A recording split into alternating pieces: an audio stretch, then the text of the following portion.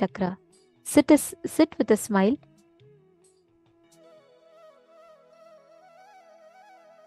Now, with your whole being, offer your gratitude to your mother. Offer your gratitude to your mother for her giving you this body. Remember and give her your gratitude with all your being, just for the purpose of giving birth to you. Offer your complete gratitude to her. From your whole being, thank her. Offer your gratitude. Express your love to her.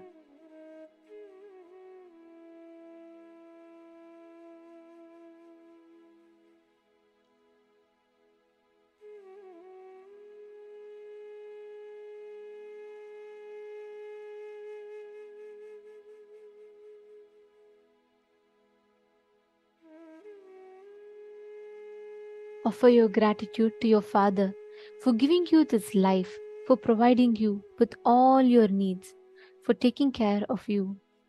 Remember your father. Offer your gratitude to your father. Thank him from the bottom of your heart. Offer your gratitude for his happening in your life.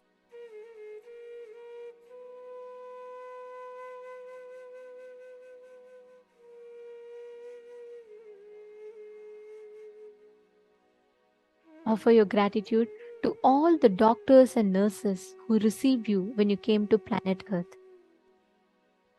Experience that tremendous gratitude flowing towards them as they supported you in your arrival to planet Earth.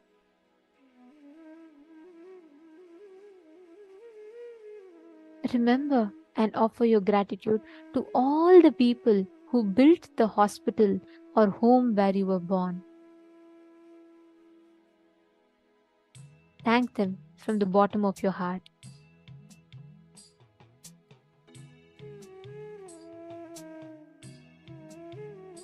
Offer your gratitude to all the people who took care of you when you were an infant. All the people with food that provided you with love, shelter, care, affection. Offer your gratitude to them. Offer your gratitude to all those who worked for your food, who worked for your clothes, and living when you were young. All the people who supported you in one way or the other. Remember each of them and offer your gratitude.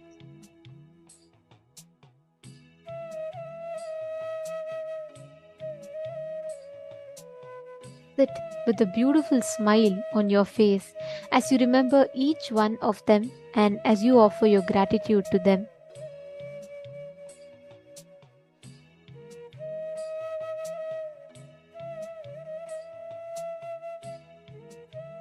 Offer your gratitude to all your young age friends who made your life happy and blissful, who shared their innocence and joy with you. Remember all your young age friends. Offer your love and gratitude to them. Thank them for being a part of your life.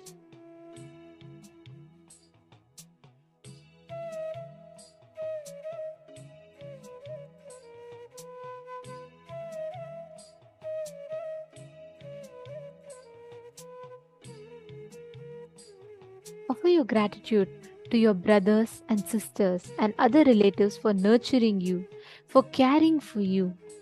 Seek their forgiveness for any hurt that you may have caused to them, intentionally or unintentionally, consciously or unconsciously.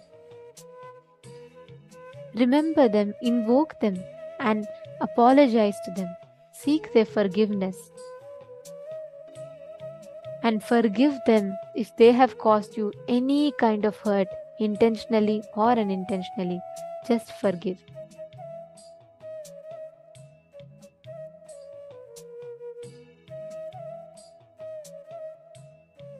Remember each one of them. Offer the gratitude from the bottom of your heart for their very happening in your lives.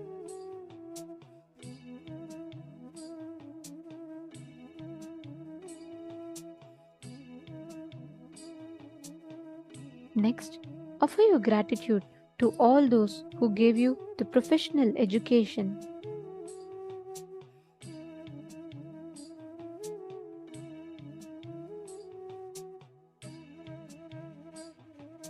who helped you stand in your profession, who gave you the courage to stand on your own feet.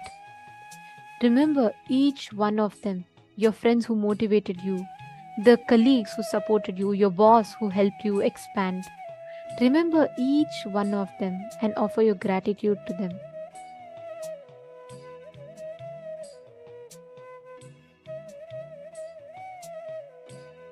Next, offer your gratitude to all the people who helped you financially whenever you needed it. Thank each of them. Remember each one of them.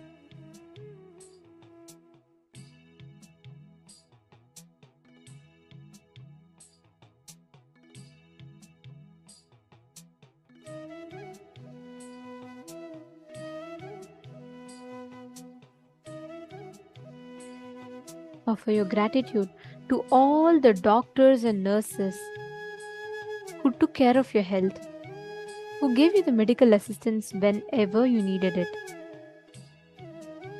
Remember all the doctors, offer your gratitude to them. Thank them for supporting, for keeping your body healthy to live and fulfill your life.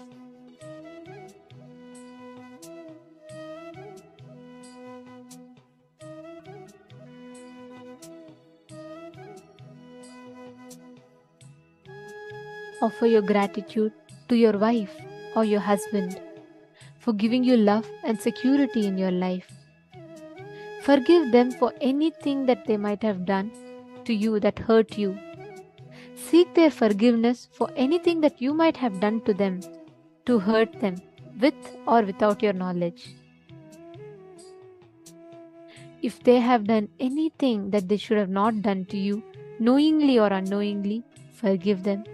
If you have done anything knowingly or unknowingly that hurt them, seek their forgiveness.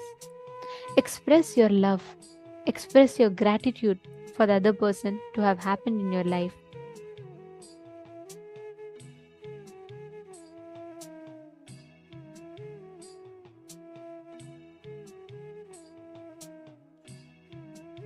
Offer your gratitude to all the people who encourage you and give you inspiration in your spiritual life.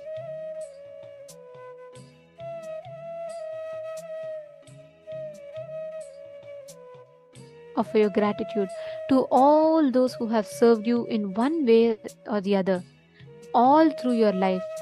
Whether the milkman who delivers milk, the grocer, the laundryman, the garbage collector, your servants, your driver, all these people who you take for granted. Seek each one's forgiveness for any hurt that you may have caused, intentionally or unintentionally, consciously or unconsciously. Seek their forgiveness for any hurt that you might have caused and offer your gratitude for their support in your life.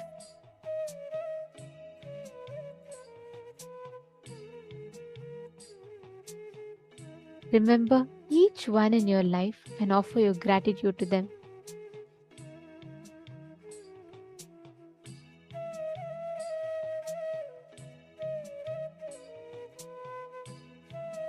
Offer your gratitude to your enemies and those who have hurt you for making you strong and forgiving.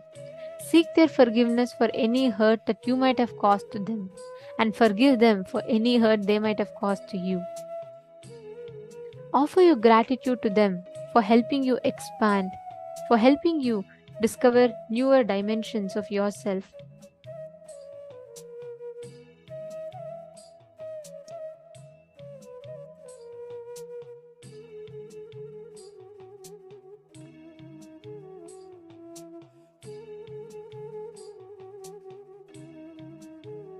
Offer your gratitude to all those who helped you physically, mentally, socially, economically, spiritually.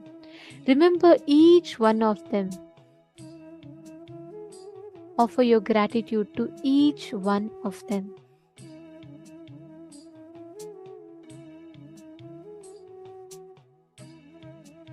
Remember each one, whatever way they have supported you, whatever way they have helped you.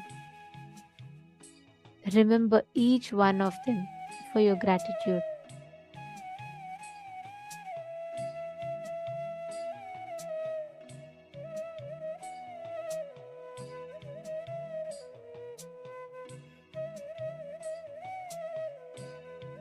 Offer your gratitude to your body and all its parts one by one. Offer your gratitude to your mind for its miraculous functioning. Offer your gratitude to your legs for it to help carry you wherever you want. Offer your gratitude for your calf muscles, for your ankle, for your knees, for your thighs. Offer gratitude to each part of your body, part by part by part. Remember each one of them and offer your gratitude to them.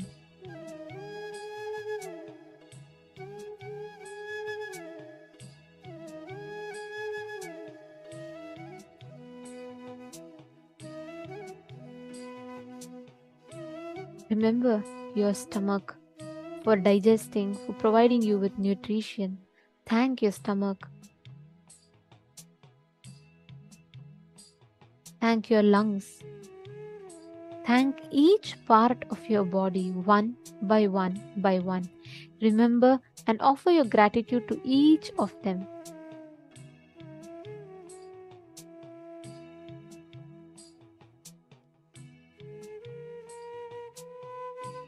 Offer your gratitude to your brain. Offer your gratitude to your kidneys. Offer your gratitude to your heart. Offer gratitude to every part of you.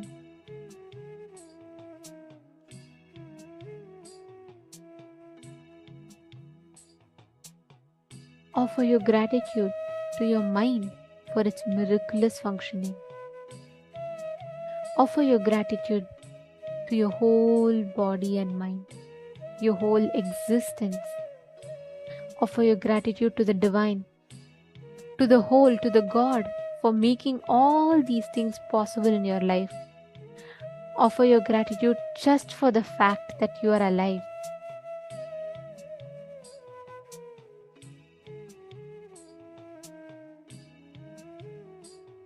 Now, just sit in that blissful space for the next 7 minutes. Just enjoy that space. Enjoy the gratitude that is overflowing in that space.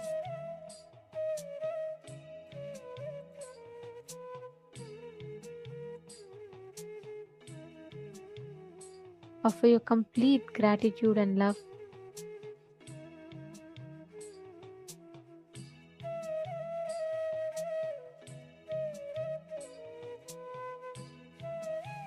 Now, for the next 7 minutes, just sit and sway with the flow of existence.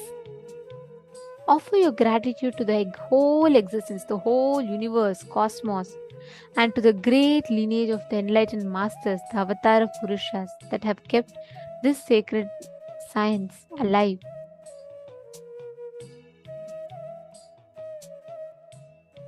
Offer your gratitude to the entire Guru Parampara.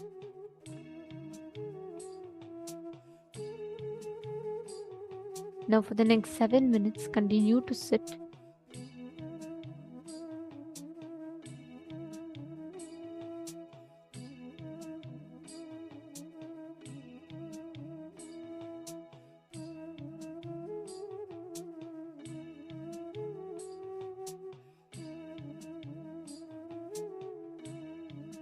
This way, let your whole being go with the flow of the existence.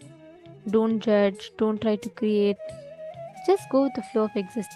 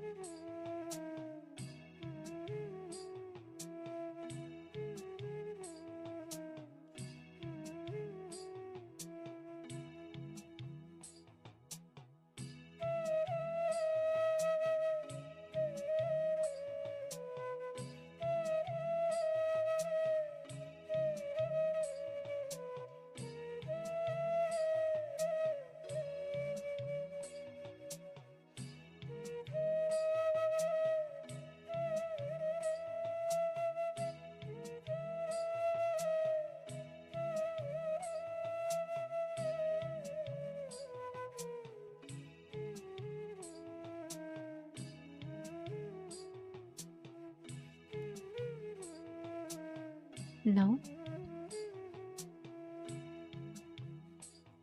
offer your flowers of gratitude to them.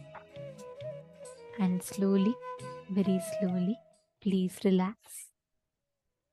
Please open your eyes.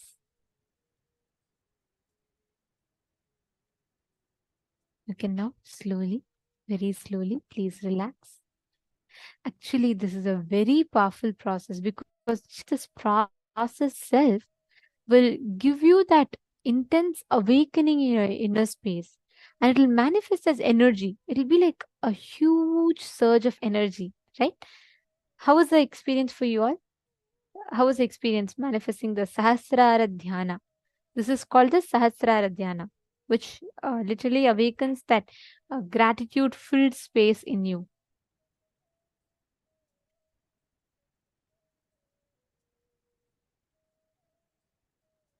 Okay, very nice to see so many of you have posted. Now, understand just with this one space of gratitude, any power you want, you can very easily manifest. You will not have any kind of a doubt or anything coming in. Like Swamiji says, whenever your inner space is filled with gratitude, your whole being is literally flooded with that inner space of energy. So let us now, in this same space, manifest the power of the space of gratitude in us.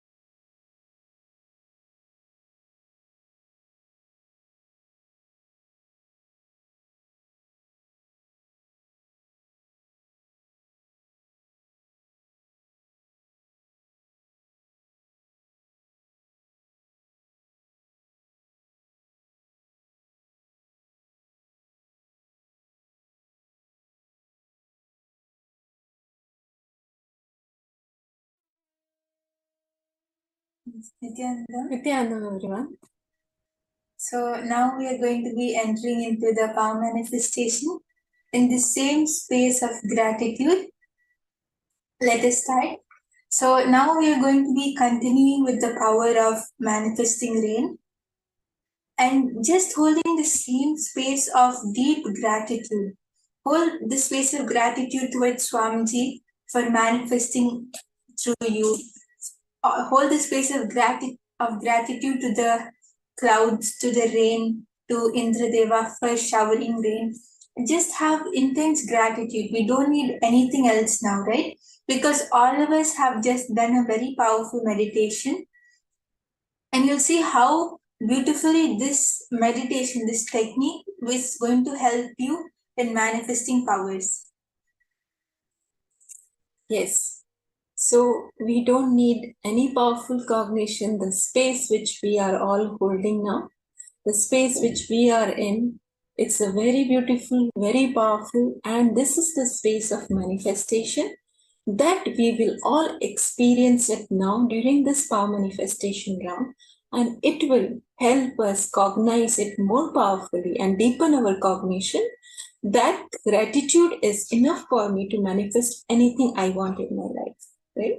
So I request all of you, please, when you have done this meditation, especially, do not miss this power manifestation round.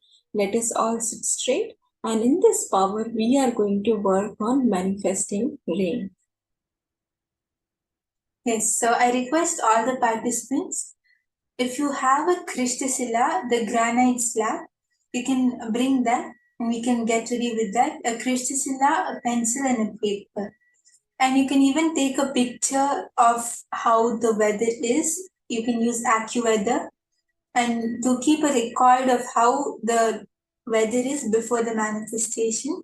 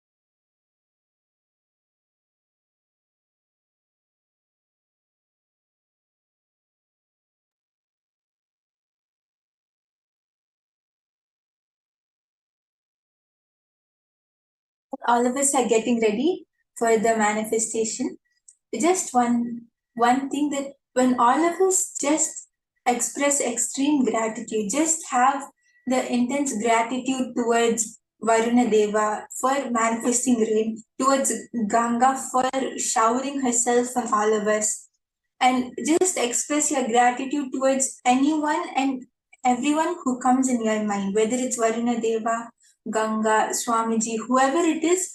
You'll see that when you express this gratitude, you will manifest rain, and it will be very easy because we just did a very powerful process of expressing our gratitude. We just did a beautiful meditation for it.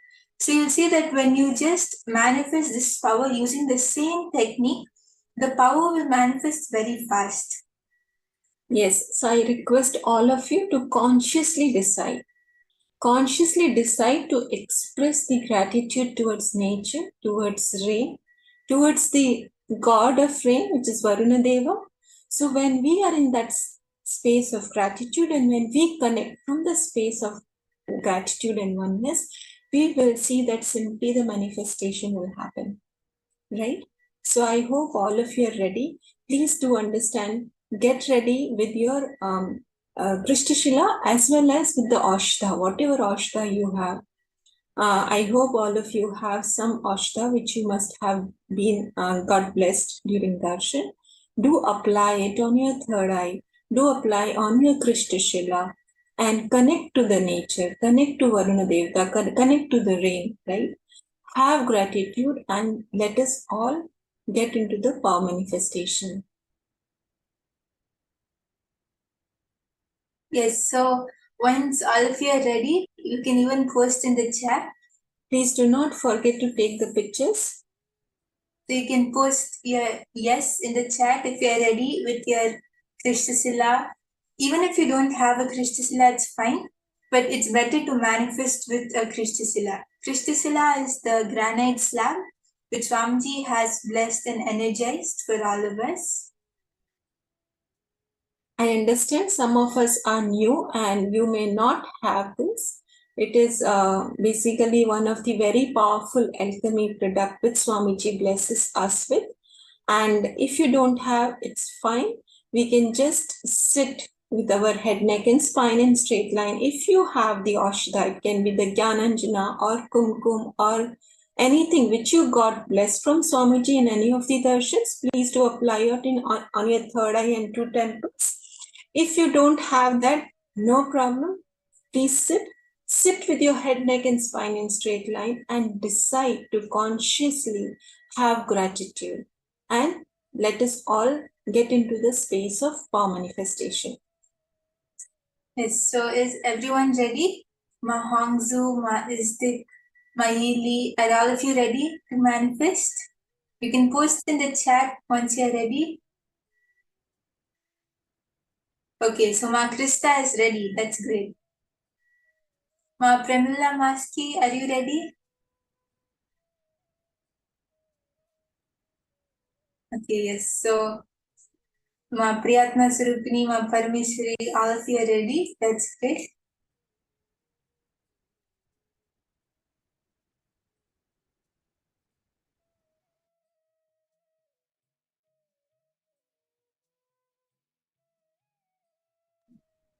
Yes, so I request all the participants, whoever has a Krishtashila, just write down the name of the place in which you're going to manifest.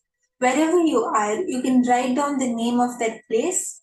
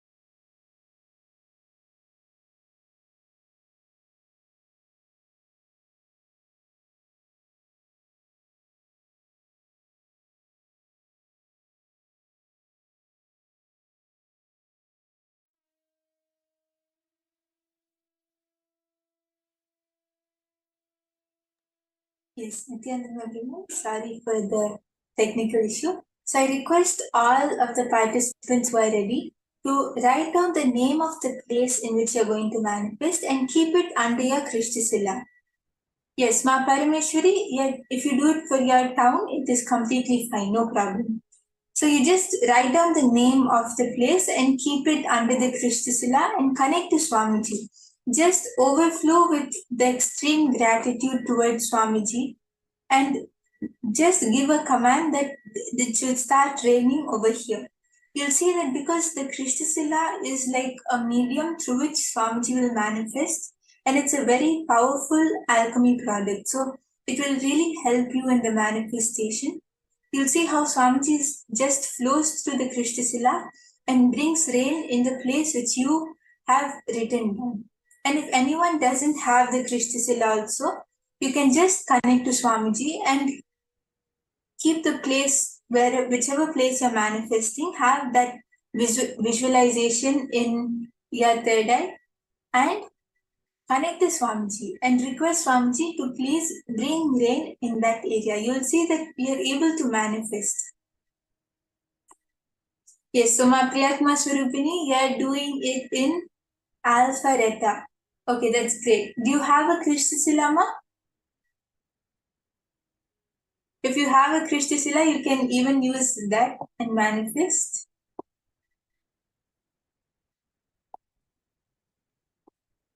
So let's all sit straight and chant Mahavakya.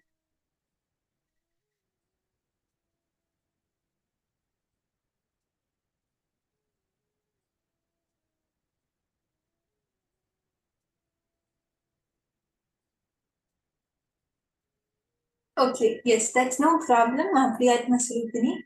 Just visualize the place, what you're going to manifest in your third eye, and express extreme gratitude towards Swamiji, towards Varuna Deva, towards everything which comes in your mind.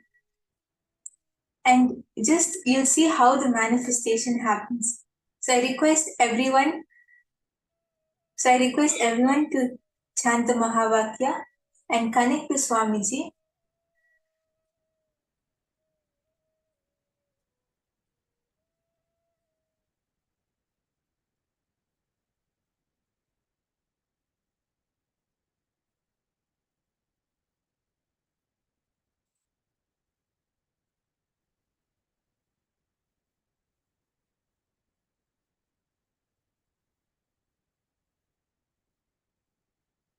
Express extreme gratitude towards Swamiji, towards Ganga, towards everything which comes in your thoughts, which comes in your mind.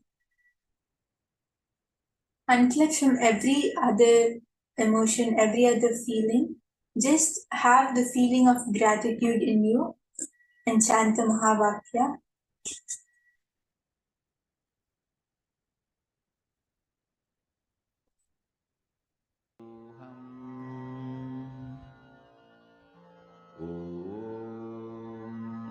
Nithyananda Paramashivoham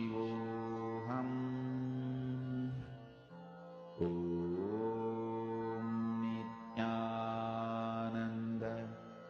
Paramashivoham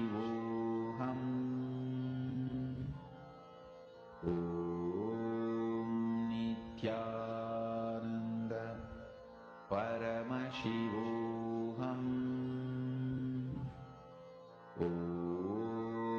Nithyananda Paramashivoham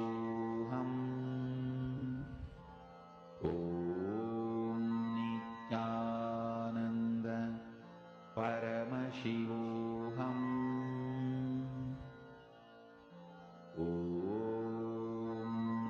Nithyananda Paramashivoham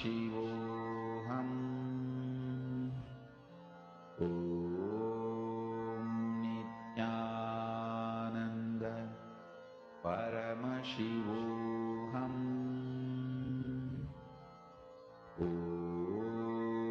Nithyananda Paramashivoham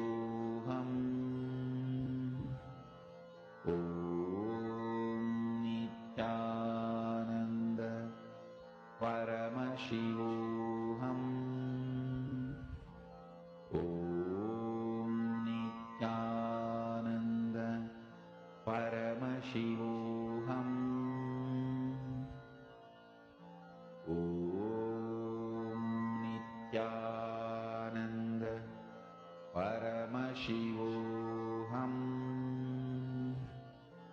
Om Nithyananda Paramashivoham. Om Nithyananda Paramashivoham. Om Nithyananda Paramashivoham. Om Nithyananda Paramashivoham. Om Nithyananda Paramashivoham. Om Nithyananda Paramashivoham. Om Nithyananda Paramashivoham. Om Nithyananda Paramashivoham. Om Nithyananda Paramashivoham. Om Nithyananda Paramashivoham. Om Nithyananda Paramashivoham. Om Nithyananda Paramashivoham. Om Nithyananda Paramashivoham. Om Nithyananda Paramashivoham. Om Nithyananda Paramashivoham. As all of you are starting to manifest, you can even start posting on the chat. Even if it's starting to become cloudy or the clouds are becoming more clouds are coming, you can observe all of that. There is a change in the weather. Spiritual lullaby for samadhi. And Suprabhatam, wake up call, wake up song for Paramashiva. This Mahavagya is spiritual lullaby for you to fall into samadhi. Suprabhatam, wake up song for Paramashiva to wake up in you. Just remember this one powerful cognition. This Mahavagya puts me in samadhi. This is spiritual lullaby for samadhi. And Suprabhatam, wake up song for Paramashiva in me. For Paramashiva to manifest. With this one spiritual powerful cognition, chant this Mahavagya.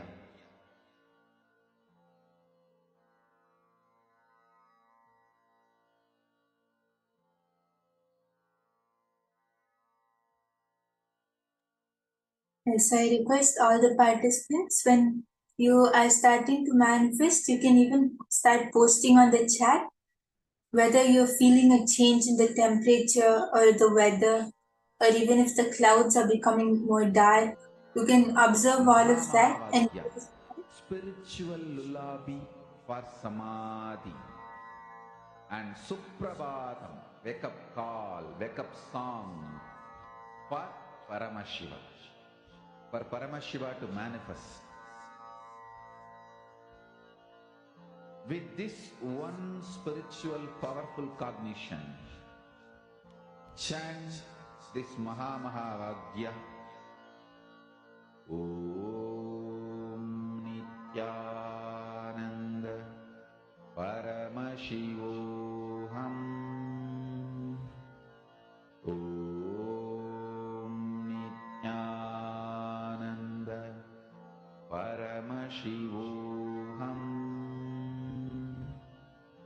Om Nithyananda Paramashivoham. Yes, I request all the participants to start posting their manifestation. Okay, so my Hongzu, your body feels full. Is this manifesting or incompletion pattern? Yes, so you don't need to worry. It is not an incompletion, because when we are sitting and doing the power manifestation, it is always only a manifestation which would happen. It's always only Swamiji who's manifesting. So it could even be that your body temperature is changing. So you don't need to worry. Just chant the Mahabharata and connect to Swamiji. You'll see that you will even start seeing the changes around you. I invite all of you, please do post in the chat. How is your experience of this power manifestation, particularly after this very powerful, beautiful meditation?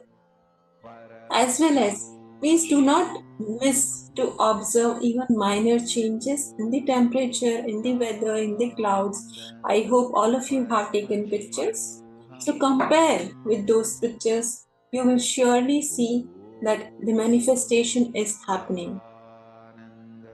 Yes, so Ma Indira, Ma Ili, were all of you able to manifest? Ma Parameshwari, were you able to manifest in myself?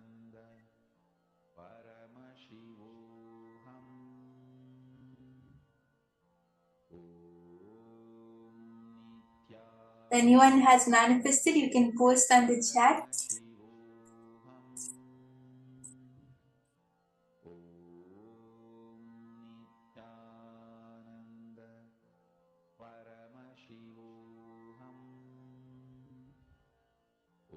Yes, so Ma Parameshwari, yes, you're telling it's cold and fresh in the night here, and you can see the stars. Okay. Yes, so you can even check on AccuWeather, Ma, if there is any forecast of rain. If Ma Anandeshwari also, we are telling you it's dark midnight. Okay. Yes, so if it's nighttime for anyone, you can even check on AccuWeather. You can see if the forecast of a rain is coming. And if possible, you can even go outside and check if the overall temperature has changed, right? Before the manifestation and after the manifestation. And let's keep continuing to manifest, right? So sometimes this power takes time to manifest. Basically, there is a time of 42 minutes. It takes time to manifest. Some of us would have not joined the last round where we did the same manifestation and have joined now. So I request all of you, please continue to be in the space of manifestation. Hold it in your inner space. Let the rain manifest. Be in that space of gratitude. You will see the manifestation happening. So, Ma Iron, Ma Parameshwari, Ma Kriya Yogini, were you all able to manifest? You can confirm and post on the chat. You can even share your experience if you felt anything happening inside you, or if anyone has any doubts or any obstacles, you can even post that on the chat.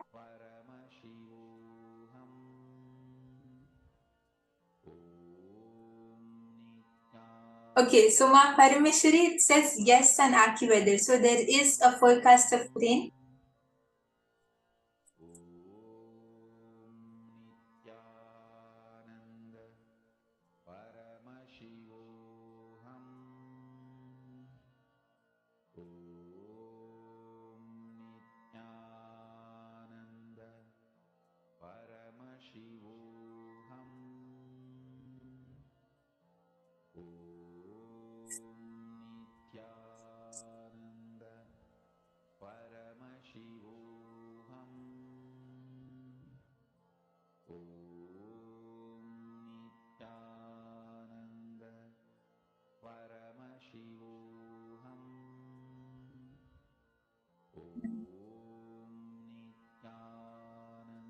Yes, so as all of you are starting to manifest, you can post on the chat. And now we are going to enter into a very important session. And that session is a direct preparation for today's initiation. So, how many of you think that life is predestined, and how many of you think that life is free will? Raise your hands. You can raise your hands. Nithyananda Paramashivoham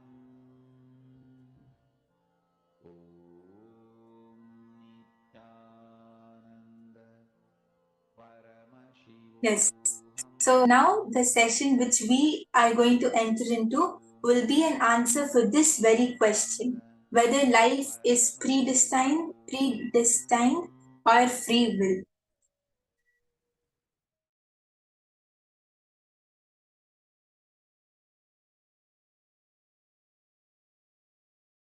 Influence now. Influence the present moment. Be powerful over the present moment. Understand? Live in the present moment is not a complete truth. Have power over the present moment is the complete truth. The power of now is having power over now. Listen. Understand how you feel about you now and how you feel about the world now. Make that too powerful. If you understand and make yourself powerful, that you are Paramashiva, you will understand world is so auspicious and you are the power. Whatever you think, perceive, even as bad, was never bad, is never bad, will never be bad. It is your wrong perception is the problem. Delusion is the problem. Everything is happening properly. You just need to add more life positivity, more understanding. You just need to remember again and again, you are Paramashiva, and face everything out of strength and powerfulness.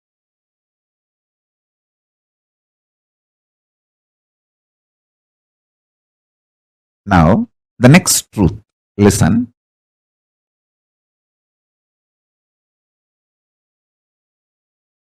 Sometimes you feel the world is literally falling. The roof is falling on your head. You are crushed. You are collapsed. The world is just, sky is falling over your head.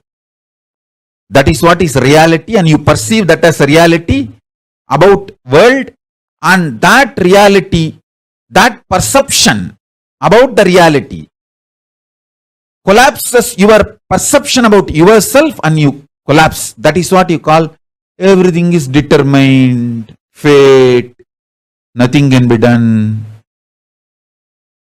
Sometimes you feel, wow, what I want is happening. So your perception about the world is what I want is happening. And the reality, what I want is happening. Oh, then everything is free will. We have full freedom. Listen. Both are of understanding. Determination or free will, both are of understanding. Sometimes when things happen as you want, you feel, oh, life is free will. Sometimes when you feel things are not happening as you want and the roof is collapsing, crashing on your head and you feel everything is predetermined. Now understand this truth. I'll give you one more example.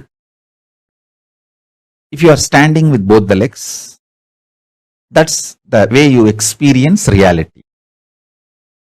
You raise one leg, that is your freedom. After that, you cannot raise the other leg also. That is determination. So understand, the choices you already made are binding your future freedom possibilities. The choices you already made are binding your future possibilities. This is when you feel whether life is free will or predetermined.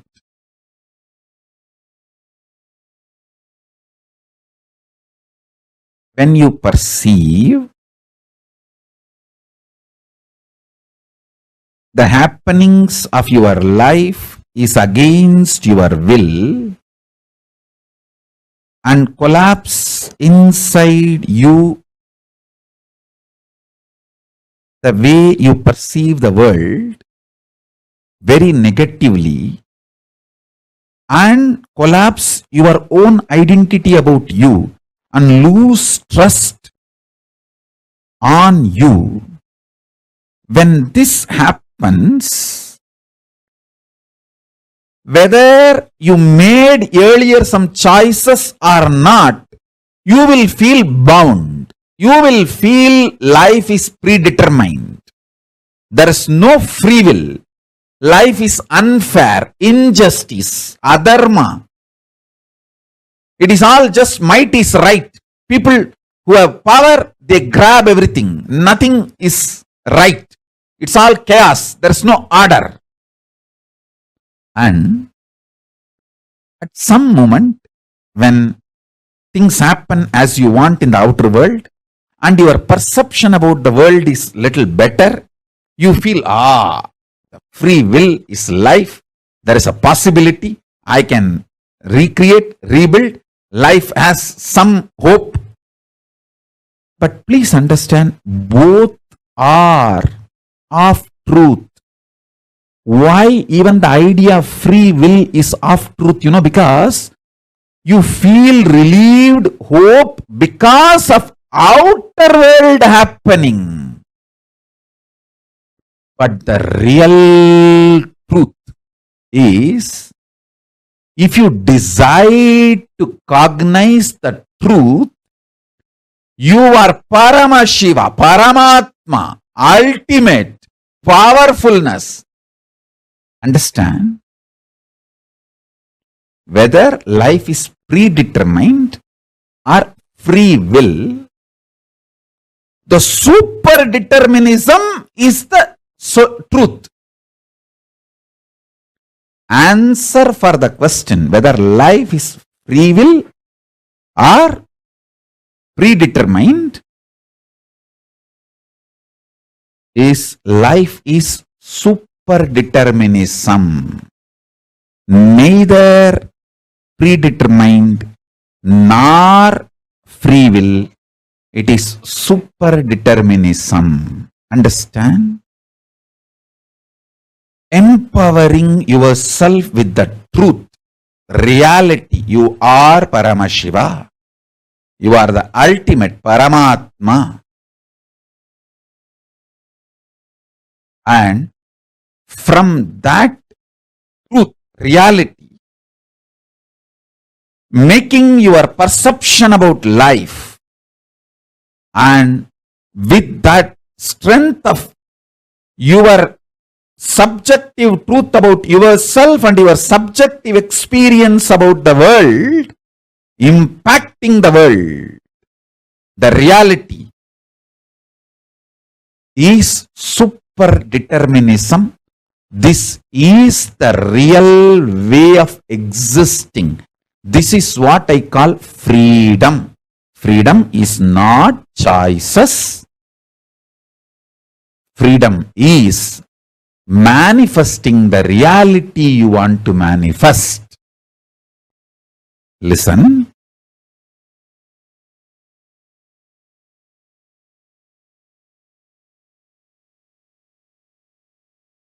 When you subjectively decide to cognize the truth you are Paramashiva, you will see that super power of coincidence place in your life, and you manifest super determinism. I give you two methods for you to achieve the super determinism. One, deciding to cognize you are Paramashiva because that is the truth. That's the truth.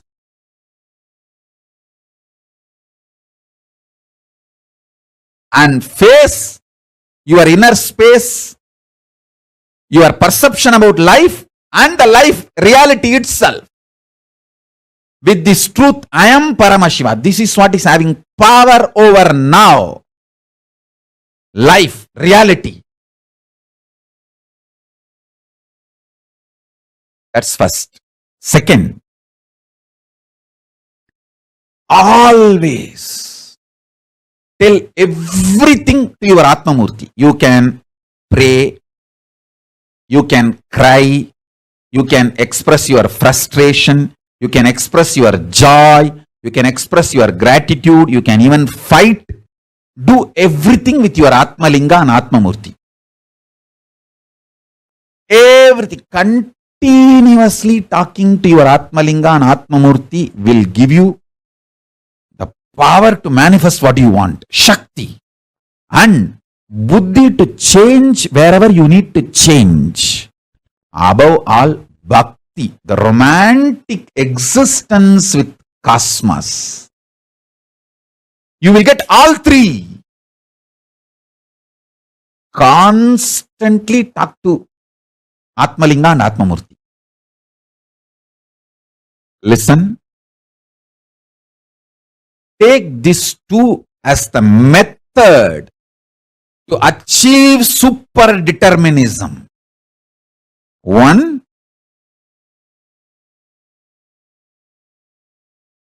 decide to come to the powerful conclusion you are Paramashiva because that is the truth.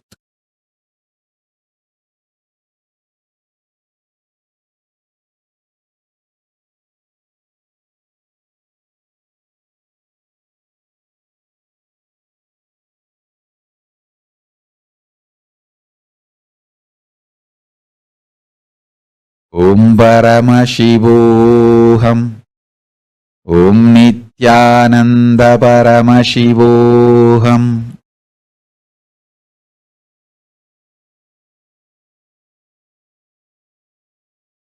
Second, continuously talk to Atmalinga or Atmamurti. You can offer your prayers. You can talk even casual things. You can express your love, gratitude, even anger. You can fight. You can express your frustration. You can do anything you want.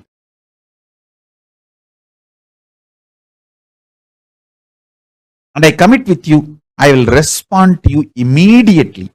I'll give you what you want. Shakti, to manifest your life as you want.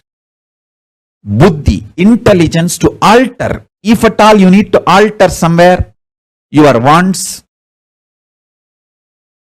for your greater, better, complete life.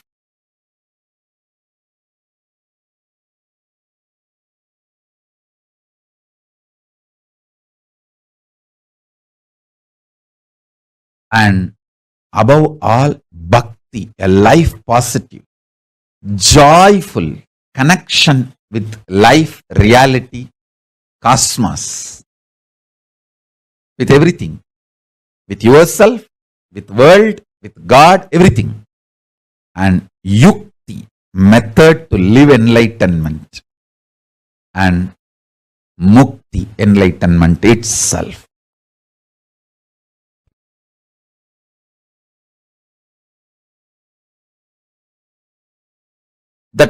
experience is when you decide you are Paramashiva, you get power over the now, present. The power over the present gives you the liberation from all these four different theories, theologies, philosophies, rational arguments, ideas, concepts. You experience tremendous powerfulness subjectively. Because of that powerfulness subjectively, the state of Paramashiva, that's what I call state of Paramashiva. Your subjective experience about the object also powerfulness, Parameshwara. Understand? I want to express these three words.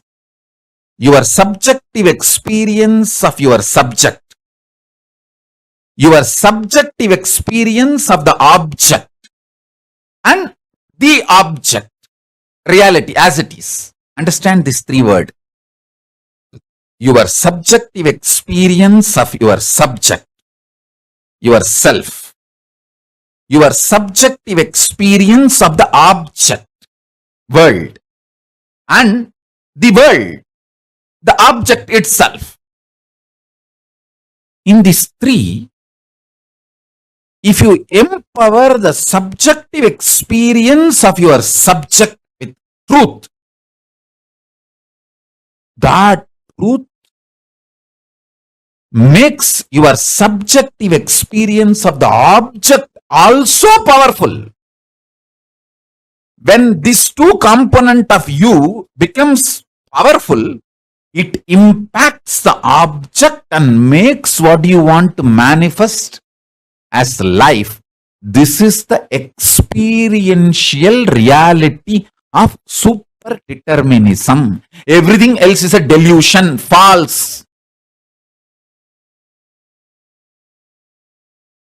You cheating yourself, you deluding yourself with any kind of argument. No, what Swamiji says is the ultimate truth, but not for me now. Even that. Whether you are ready to understand or not, sun is going to shine and wind is going to blow. Everything is going to happen as it is. This truth which I described now,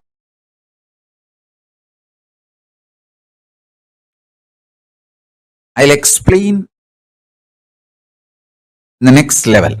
Listen. Super determinism means empowering your subjective experience about you, your subject, with the truth you are Paramashiva. Paramashivattvamasi. You are Paramashiva.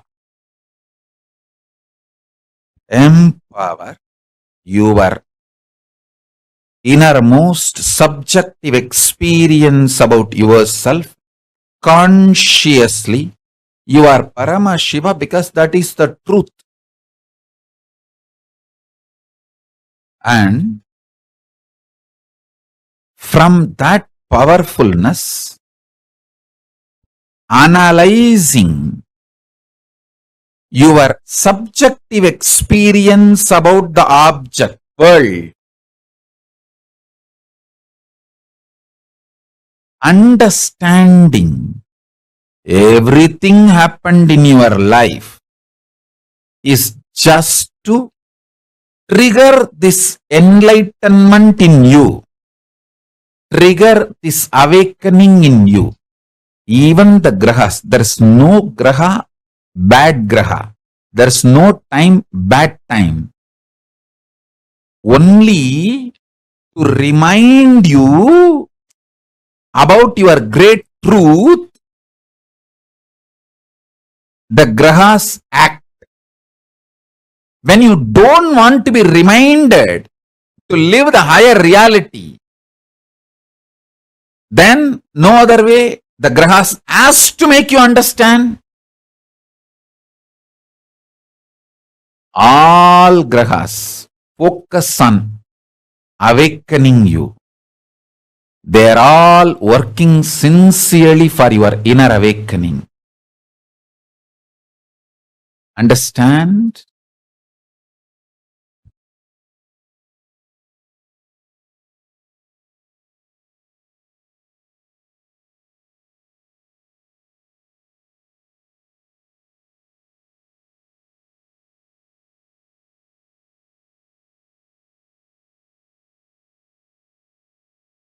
Hey, listen.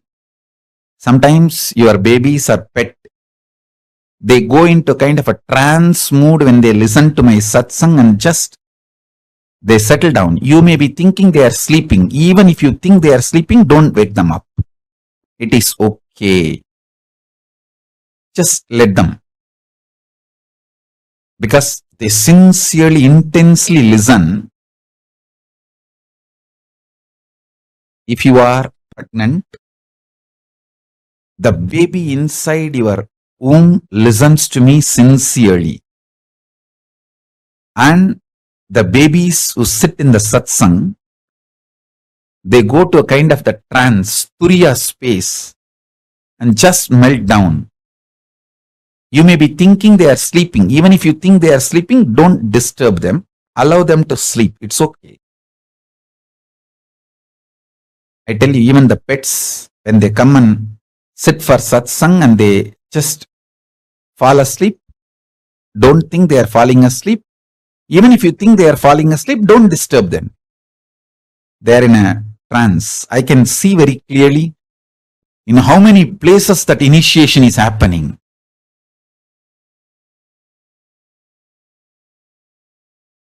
When initiation happens, so many people react in a different way. Babies go into the trance of turiya. So all of you, allow this initiation to happen inside you and to everyone around you.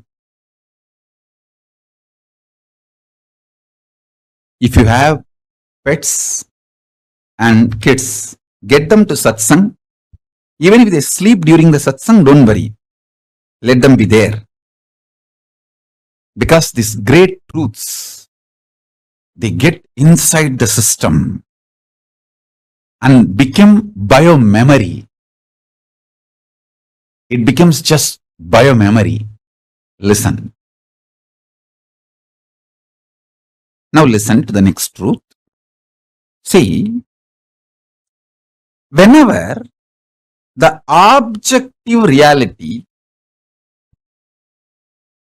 impacts your subjective experience about the object and damages your subjective experience about the object, that damage, when it gets overloaded, impacts your subjective experience about the subject itself.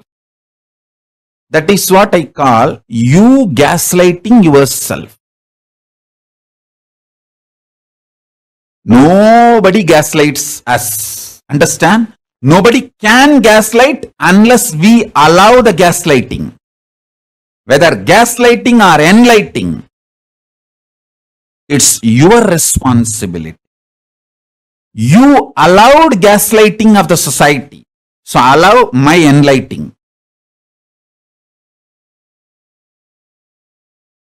Stop allowing the society's gaslighting. Allow my enlightening. So listen carefully.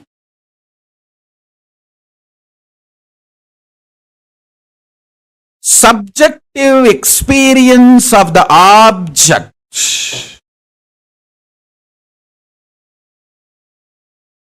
should be impacted, impressed by the truth of the subjective experience you are Paramashiva, not by the objective reality, so-called this world, and your equations with this world. You always have wrong equation with this world. Always you feel injustice is done to you. Somehow that becomes default cognition. When you allow that pattern to get rooted in you, you damage your inner space, the subjective experience of the objective reality world. When you damage your inner space, that damage impacts your experience about your self. This is what I call powerlessness. Understand?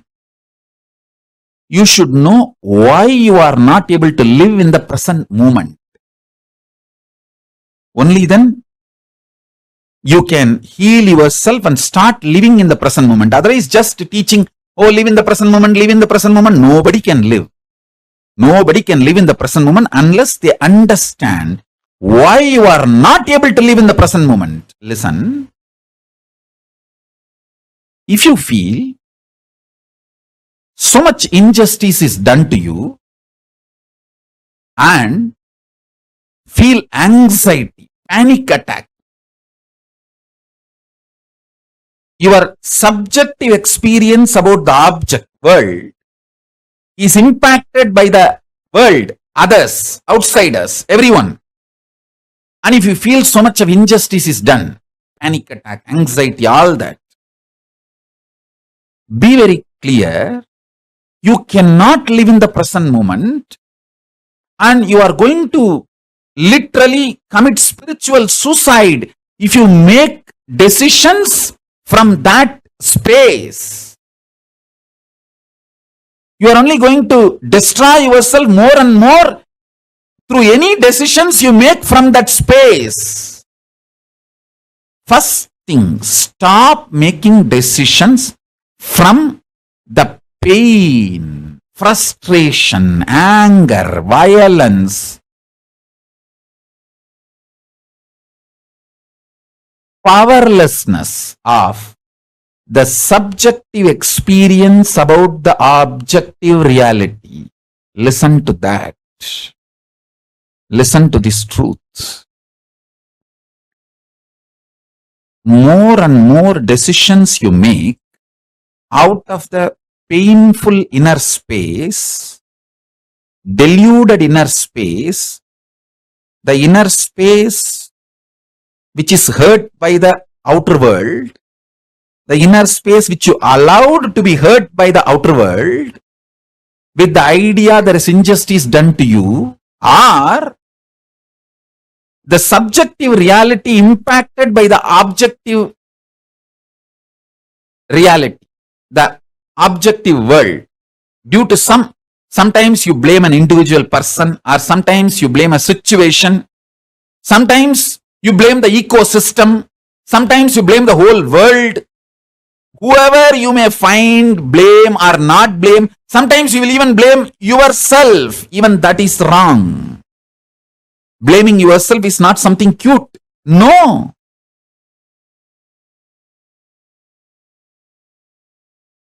Don't say, oh, I am suffering so much. How can I be Paramashiva? Say, I am Paramashiva. How can I suffer? Change the whole thing. Listen. Don't say, I am suffering so much. How can I be Paramashiva? No. Say, I am Paramashiva. That is the truth. How can I suffer? Let truth empower your experience about you and empower your experience about the object. Let the truth empower the subject's experience about subject, subject's experience about object, and object itself, all three. This is what I call super determinism.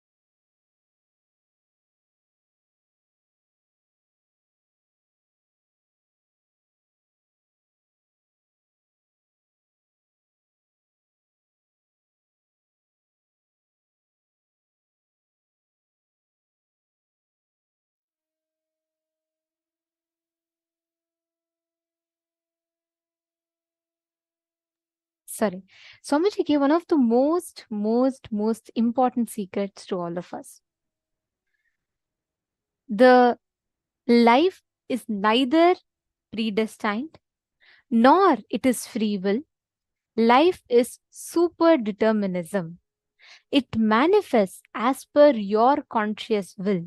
When you declare from the understanding that you are Paramashiva, life manifests. And one of the best cognitions that was a takeaway for me was when Swamiji was saying, do not ask, I'm suffering so much, how can I be Paramashiva? Ask your suffering, I am Paramashiva, how can I suffer?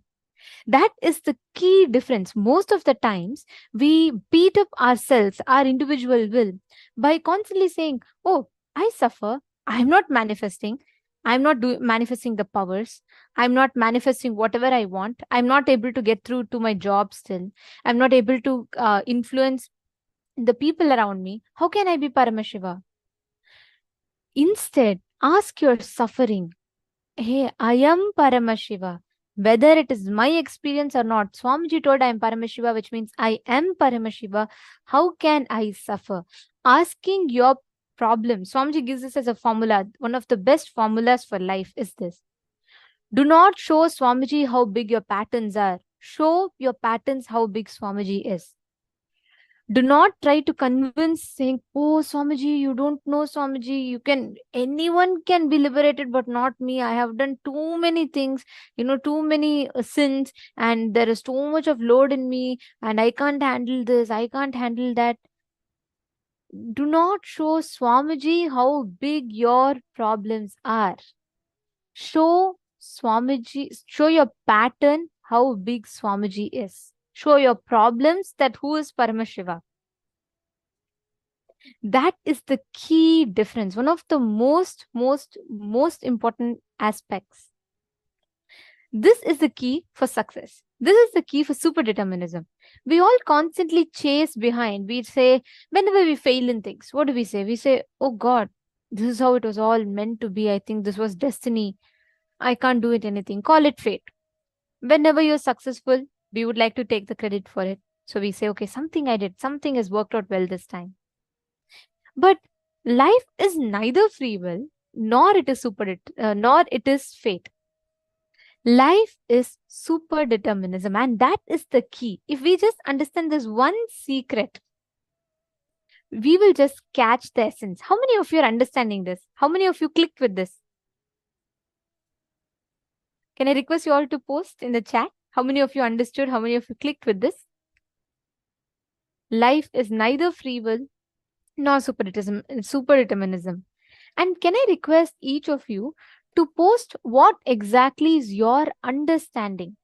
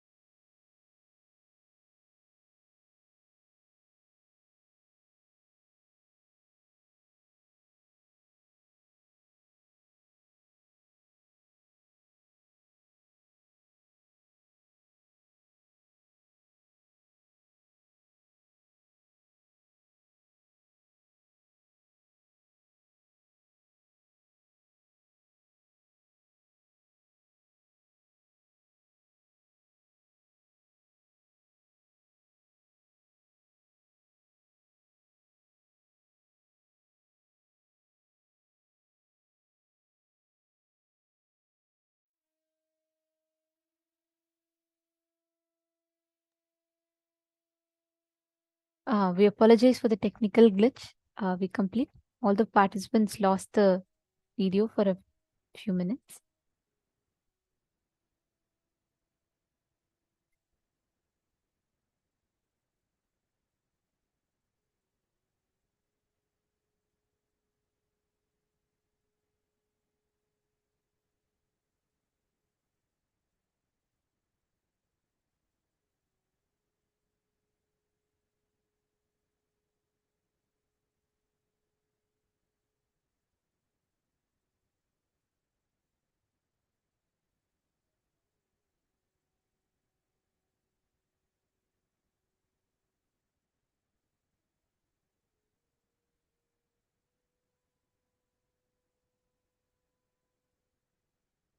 We apologize for the technical glitch for all the participants and hope all of you are able to see us and hear us clearly now.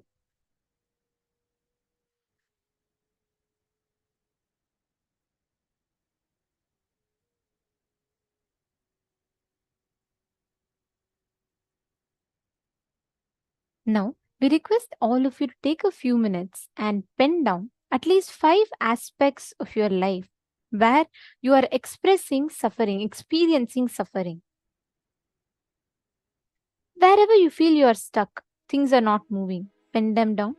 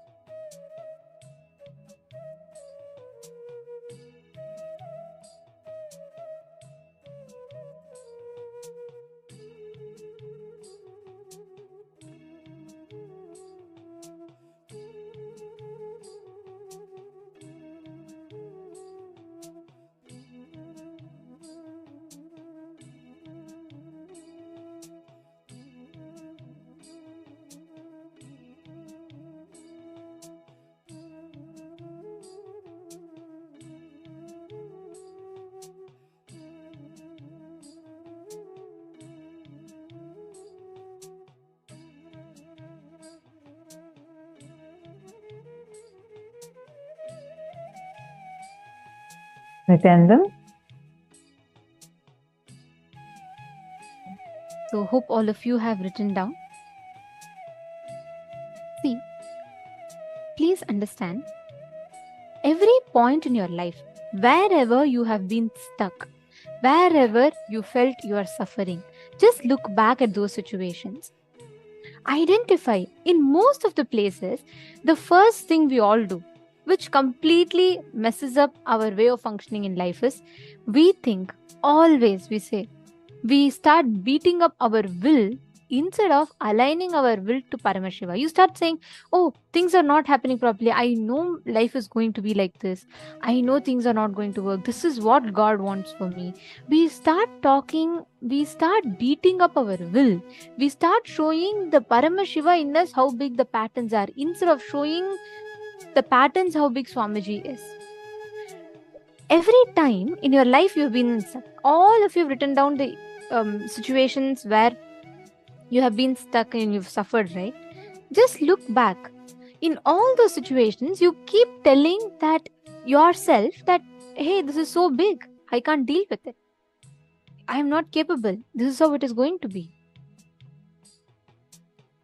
You constantly keep bringing that suffering in your inner space. That is exactly where, that's the exact point where you start putting yourself in delusion. You start believing you are not Paramashiva. You stop manifesting the experience that you are Paramashiva. Are you all catching it? Are you all understanding? If you just apply this one truth in life, super determinism, life is neither free will, it is predetermined.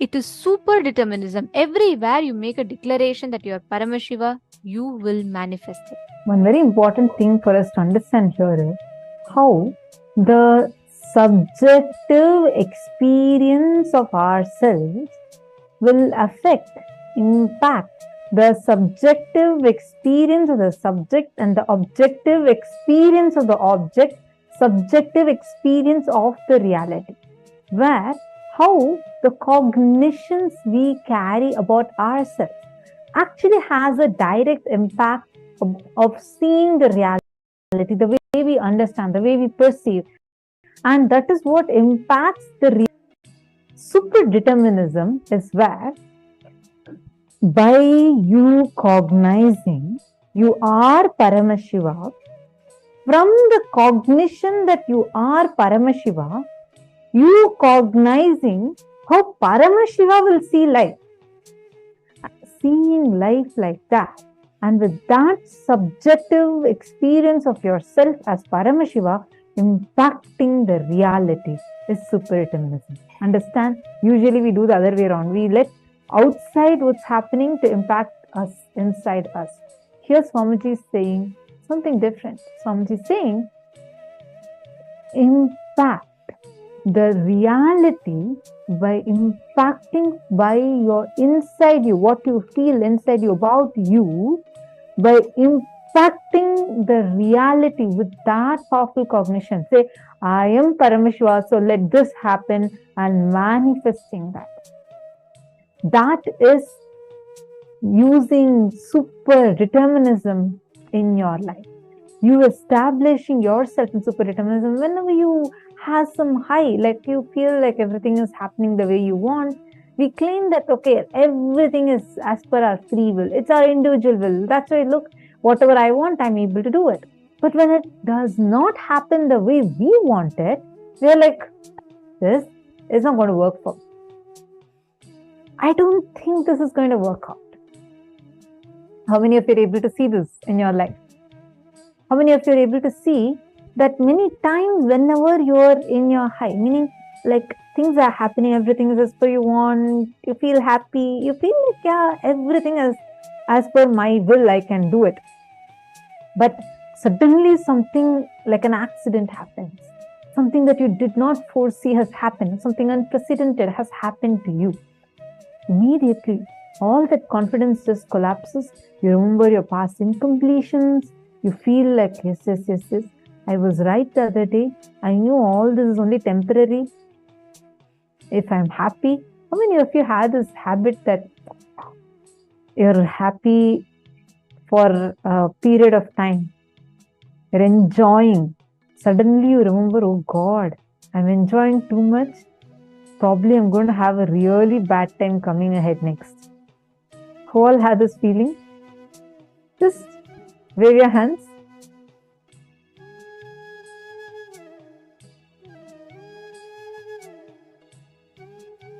Okay, I see a few of you waving. No, I see many more. See, why do you think we have that? We feel deep inside us, we believe whenever something, we are so happy, excited, there's a deep fear in us about what unprecedented suffering is going to come up next. That is because your mind feels deep inside that everything is predestined. Everything has already been written. They call it in Kannada as Hanebara, or you call it as fate. They'll always show like this. What to do? This word is written in my head. Understand? Especially if you're from an Indian family, definitely would have heard this from your parents or any one of your friends. You hear it as a common vocabulary, right? Because we believe inside us already some fellow sitting somewhere in the heaven has conspired against me and written my life like this. He has planned all these things and already wrote my life. That is why I'm suffering. And you blame the poor God and put all the blame on him. And whenever you feel you're successful, you say, I did it. You know how much of hard work I did. It's my intelligence or my hard work. Now I look what I got. See, this is how currently we are. Why, Vani, you're laughing so much? You clicking with it? See, understand.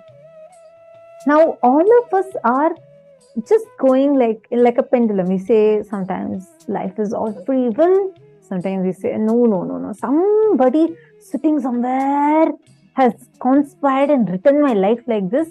It's all my fate. What to do? That's why I'm having this. Neither of these are right cognitions, nor complete. Understand, every moment you are writing your future. This moment decides how your next moment is going to be. This can be understood in multiple levels. But one thing you need to understand, Swamiji does not stop us just at this one. Swamiji goes even deeper. Swamiji says, whenever, let us say you have been living a very bad life, you already, it's not that always you are established in powerful cognition. We go through our ups and downs, we go through all kinds of imbalances.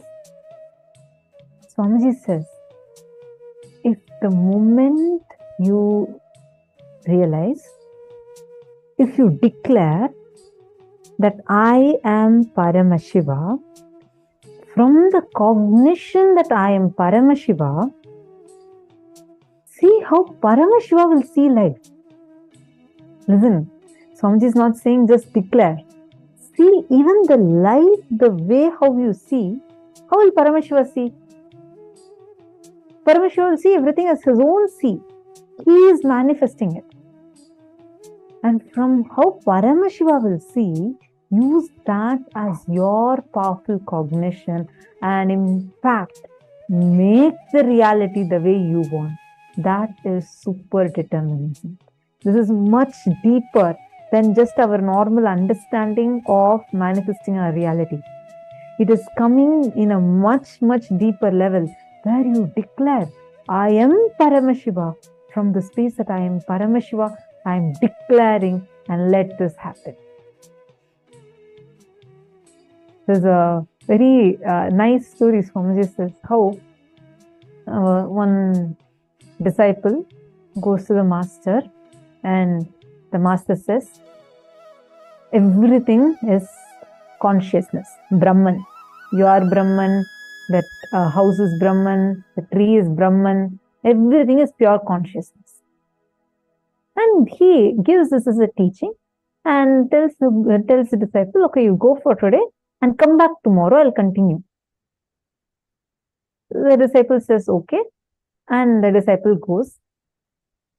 And as he is walking, he sees that mad elephant is running and coming. Everyone are moving away. It's a marketplace. Everyone are running, pushing each other and running and announcing the whole place. All of you run, run, run. There's a mad elephant running and coming this way. They've already killed 2 people there. Don't stand in its way. Move, move, move. This fellow says, no, my guru has told me that that everything is Brahman. So that elephant cannot hurt me because that elephant is also Brahman. I am also Brahman. So he goes and stands there. And the elephant runs and comes, takes him in the trunk and throws him away. And this fellow is badly hurt. He goes back to his master and cries to his master, what is this, master? You told me that everything is Brahman, everything is consciousness. I told the same thing to the elephant. Why did the elephant throw me off? The master says, see, I told you, but I had not finished the lesson yet, and it has not yet become your experience. Only when it becomes your experience, the truth will manifest for you. This is a normal way if you're a Vedanti or like where you're learning from a guru who is even an enlightened being.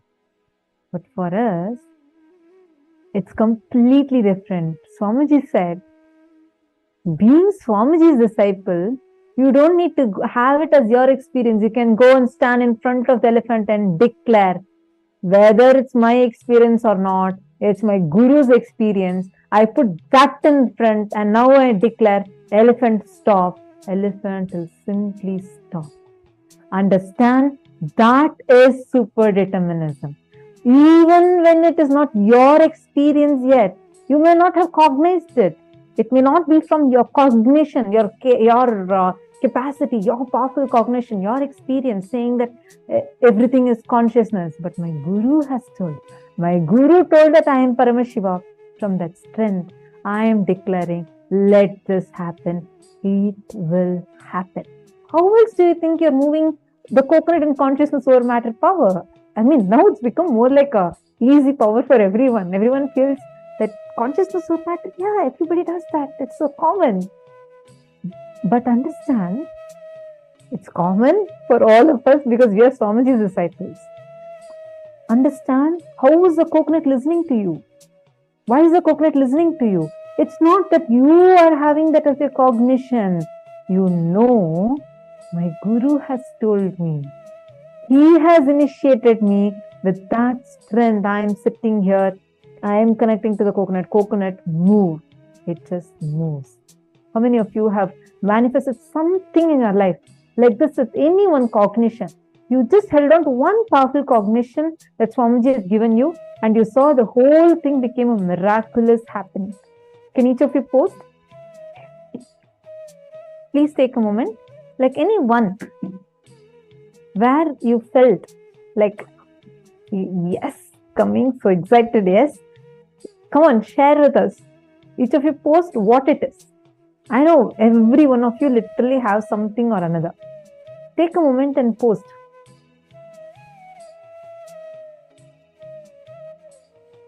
Any one thing, where like a miracle, just by a declaration you were able to manifest it. Actually, Swamiji tells this is what is called as the Nithyanandite way of thinking, which means even if it is just mechanically, just declare. Even if it is just something that's mechanically happening, declare. You will see the kind of an impact it will have in your inner space.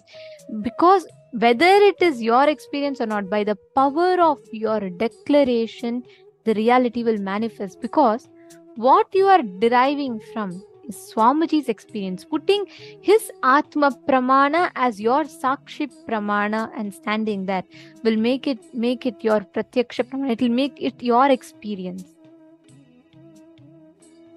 So just understand this one simple truth. you will know what exact experience you can have. If you just catch this one truth, this will give you all the inspiration, everything that you need for you to manifest that reality. And Swamiji calls this only as self-drive. See, when you have this as a cognition, right, you don't need motivation, inspiration, anything from outside. It will be your experience, and because it is your experience, you will manifest it. Because you are declaring, you will manifest it. That is the power, that is the strength of making a declaration from your inner space. When you think like this, when you think whether it is my experience or not, I am not waiting for it. I know it is Swamiji's experience, and he told me, and because he told me, that is a reality for me. Swamiji tells this becomes an inexhaustible resource, source of inspiration for you. And when this starts driving you, that is called self-drive, where you're not dependent on any external resource for inspiring you. Let us now listen further from Swamiji on what is self-drive.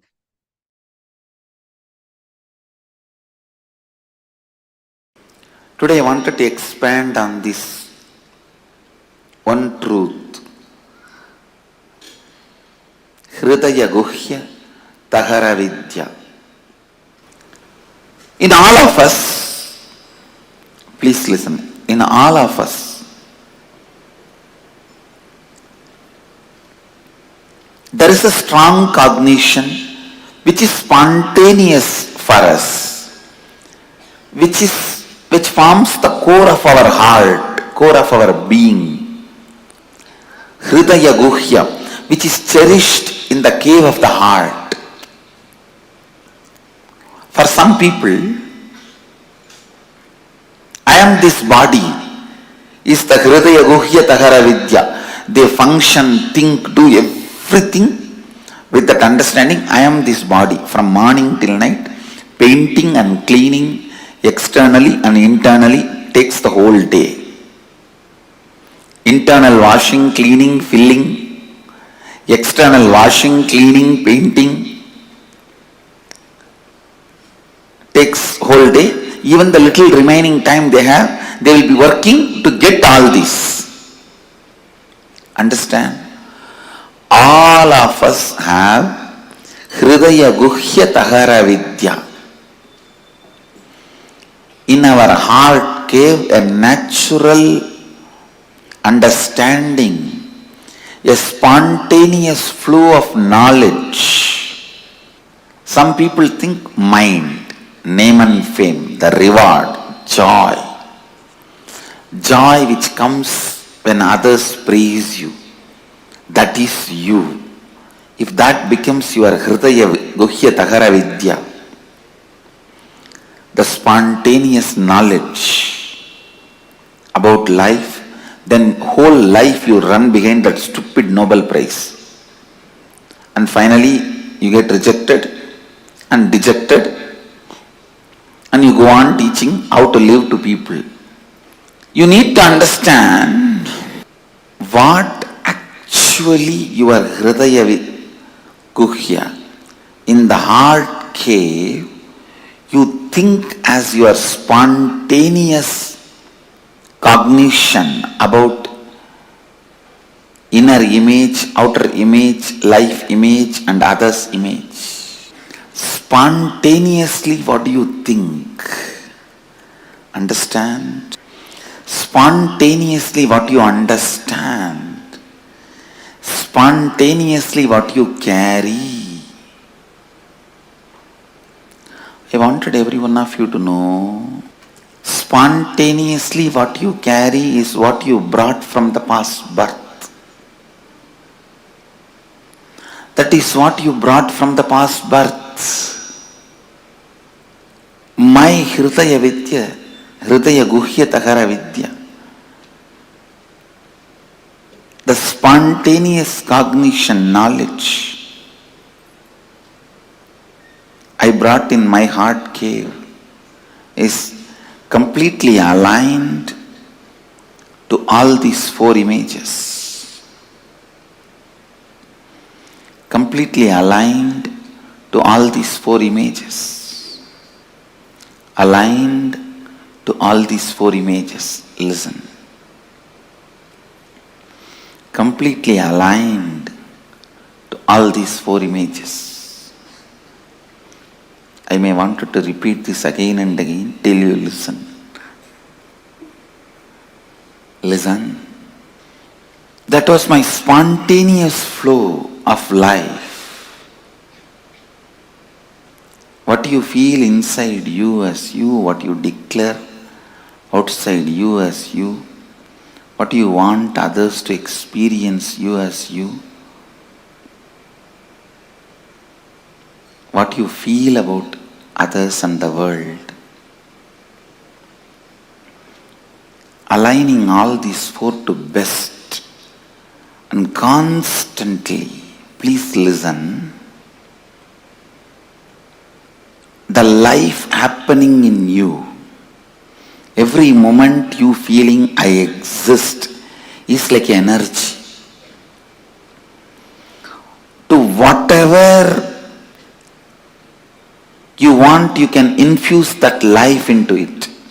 If you constantly think, I have so much of SDHD, I can never be successful, more and more you associate yourself with that, that becomes alive. Understand, in the beginning you may not be able to change what happens outside, but you will be able to always change what happens inside. So decide, even for a few minutes, you will not empower, energize. The concept that you are a failure, you are struggling, you are. Few days before, one of my Swami was telling, I complete and get out, again I fall back, and complete and get out, again I fall back. You want to enjoy this personality. You are enjoying this space. You want to empower this idea of I raise and fall, because you must be enjoying the effort, hard effort you are putting. Understand, hard work is nothing but ignorance. You don't have intelligence to do the smart work. You are stupid enough not to do the smart work. What you do is called hard work.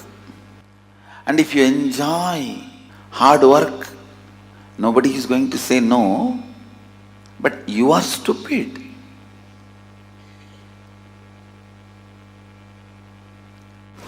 Why will you complete yourself and then come out again, fall into the same ditch and complete yourself and come out? Because you empower that cognition. I am struggling, sincere, seeker. Because you set a standard to yourself long ago. At least I will be a good seeker. Whether I achieve it or not, who knows? I don't think I can achieve. That and all is not possible for me. But I'll be a good seeker.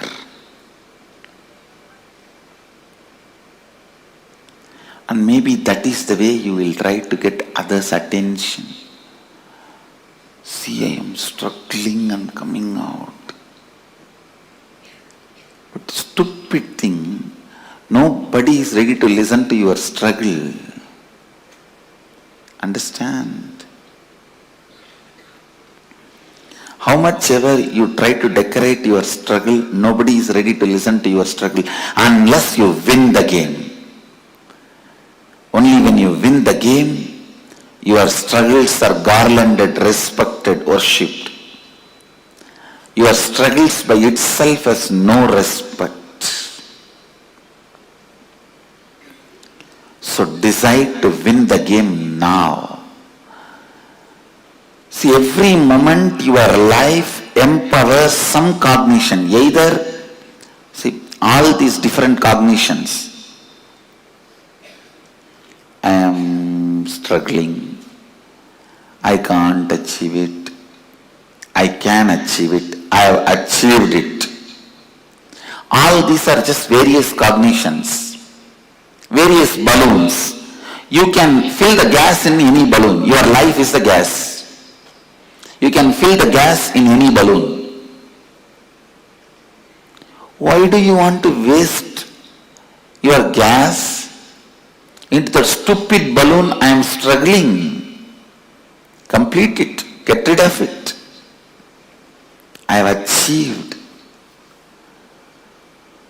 Fill the balloon of I have achieved. Then what is the qualifications of achieved? Person who has achieved? Always be aligned.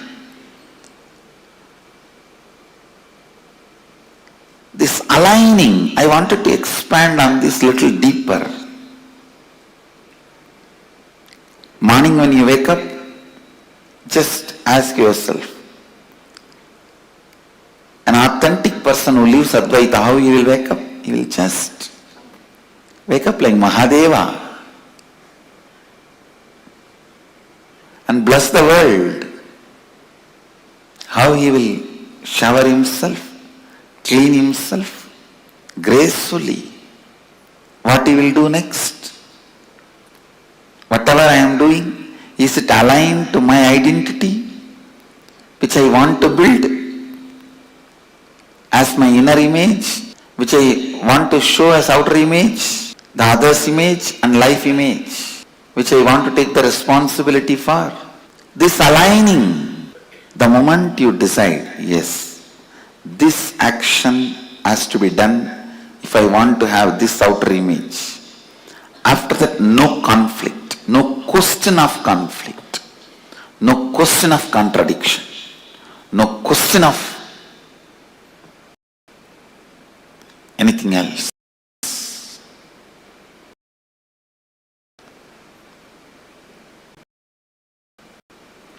No question of conflict, no question of contradiction, no question of anything else. In all of your life, what you want to build, clearly decide now and always align your actions to it. That is what is spiritual practice. In my case,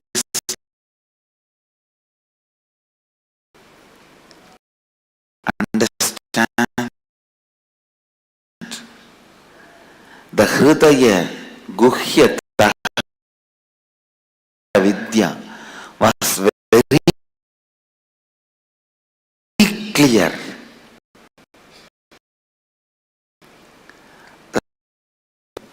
What you want to feel you as you to you. What do you want others to feel you as you? What do you want to feel as the outer image you want to have? Best you want to have, best life image you want to have, where you think it is achievable. Be very clear. The idea is nothing. Your SDHD, the mirage water need not be drained for your car to go in the road. The summertime, noon, mid-noon, you will see the mirage water in the road. It literally looks like a large water body in the middle of the road. Do you need to bring big motor pumps, pipe and drain the water for your car to drive? No. You just need to understand it is illusion and drive. Same way, your SDHD, you don't need to be struggling with it. You just need to know it is your SDHD and drive. I tell you, Anything can be given up in the life. Anything can be lost. Not one thing. That is self-driving motivation. Just if that is maintained, everything is done. The high self-drive. In anything you take it up. The high self-drive is life. Not having the high self-drive is death. That's all.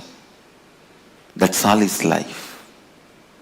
Whenever in your life you lived with high self-drive, you are alive. Whenever it was lost, you are dead.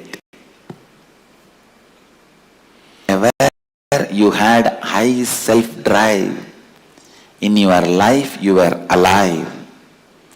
Don't remember the moments of money as important moments in your life. Don't remember moments you have been rewarded, awarded as the important moments of your life. Don't keep those stupid photographs of your graduation, your lottery winning in your house as your important moments of the life. No. When that stupid cap was put and that certificate was given in your hand, you become intelligent. Don't keep that as a memorable moments of your life in your house. Whenever you had a high self-drive, those moments are the most memorable moments of your life. Keep them as the memorable moments of your life in your house. I tell you, high self-drive. Don't keep that stupid marriage photograph, your graduation photograph, all that as the memorable moments of your life. Your first baby, you bought a new house, first house. All this as the memorable moments of your life. No, all this happens as an accident.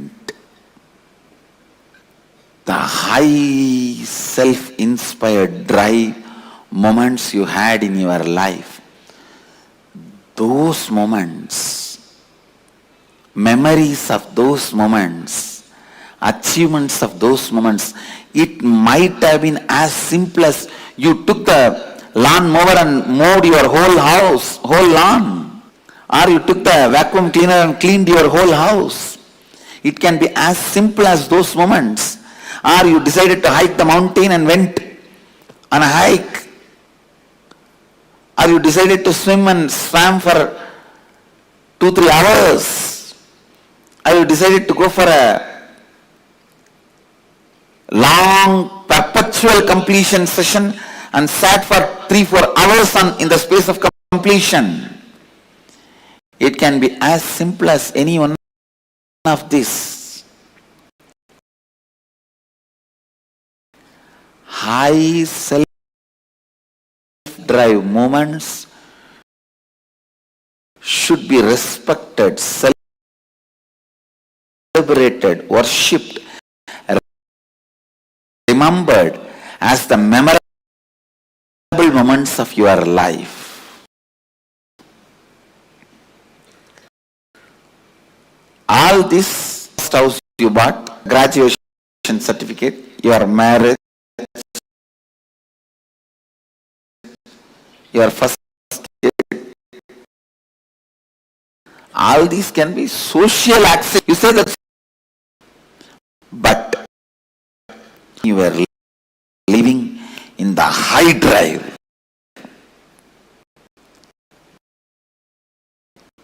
It can even be in your office without bothering about what money is going to come or anything. You just sat for 10 days and finished a project. Those high moments, get them as the memorable moments of your life. Get them as memorable moments of your life. Repeated. Understand? The moments need to be repeated in your life is drive moments. Not for money, God, or other things. Just out of creation. Dharmic hide in your life are the moments experience to be creation to be kept alive, life to be created. Please understand and again see how you can become more and more authentic to your best inner image, outer image, life image, others image. Understand, any doubt you have, any idea you have, you cannot achieve that four is SDHD. Self-doubt, self-hatred, self-denial. SDHD. Go on completing with those SDHDs. Go on completing with those SDHDs. Let the external situation not create SDHD in you, not encourage SDHD in you. Understand, the external situations should not be creating an SDHD in you. Constantly complete the SDHD and constantly align yourself to the declared identities, to the best identity. That is what I call Advaitic activism. Advaitic activism. This is what exactly I call Advaitic activism. Advaitic activism is my life. Advaitic activism is my message. Advaitic activism is your life, and Advaitic activism is our collective life. Understand, you need self-drive to complete SDHDs. No one can complete SDHDs for you. No one can complete. That is the only thing even Guru cannot do for you. Everything else Guru can do. The SD cannot do, only you can do it. That is the freedom you have to live or leave SDHD. Just decide. Living with SDHD feels good or leaving the SDHD feels good. Living with SDHD feels good or leaving the SDHD feels good. Understand? Living with SDHD feels good or leaving the SDHD feels good. Completing with SDHD, only you can do it to yourself. Again and again and again, demand authenticity from again and again and again. Asking for authenticity from yourself. I tell you, if you retain your self-driving inspiration, whether you are grihastha or matter, you will become enlightened. If you lose your self-drive, whether you are sannyasi sannyasi, beware, you will be a failure. It is SDHD that matters. If you complete SDHD, you achieve it. You have to have the self-drive, enlightenment or not. SDHD is like a cow dung. If that is dumped, even the diamond will be covered. Even the diamond will lose its shine if just ordinary cow dung is dumped on it. But it can, even if 1,000 years the cow dung was on diamond, the moment diamond will again shine original glory. Even if you are suffering, struggling with SDHD for a million years, if you wash the SDHD now, your inner glory will stand. Come to the Svaitik activism, space of activism. Come to the space of Advaitic activism. The more and more you align yourself,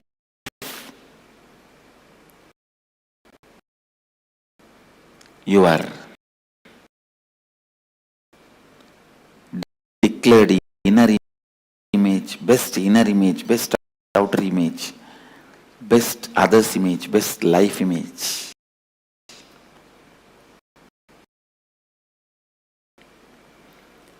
The more and more you tune yourself to that,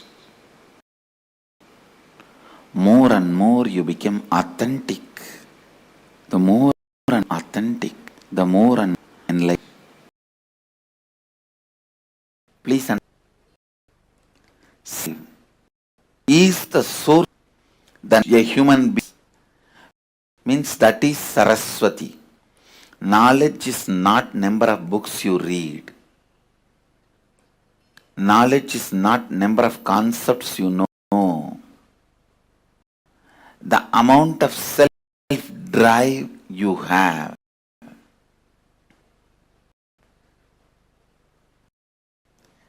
Understand, giving a text to the self-drive is only the job of Saraswati, knowledge.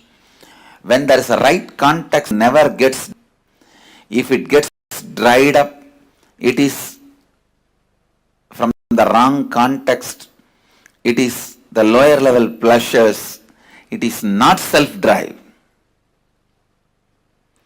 Self-drive which gets dried up is from violence or from greed. Please understand, the self-drive comes out of fear and greed, gets dried up just in few days.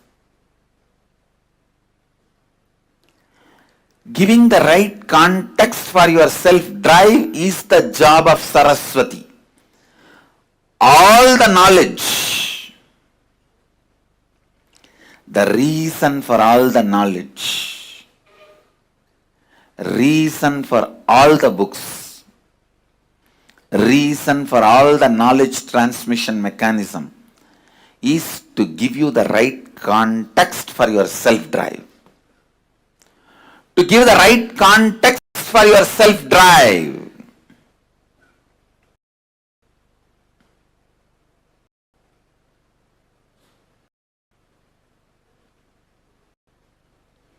Giving the right context for your self-drive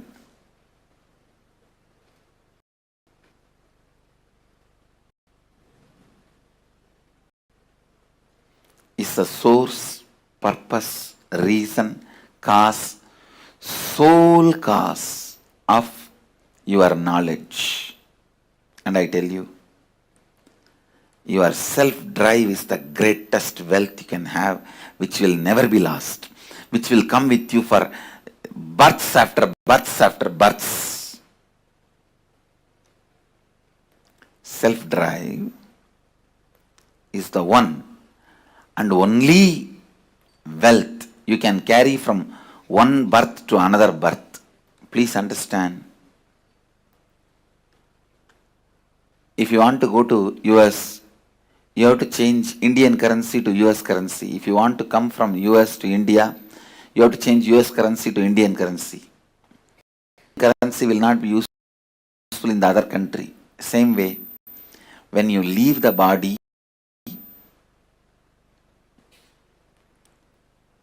whatever you accumulated in this birth, wealth, life, relationships, properties, nothing will be useful in the next birth.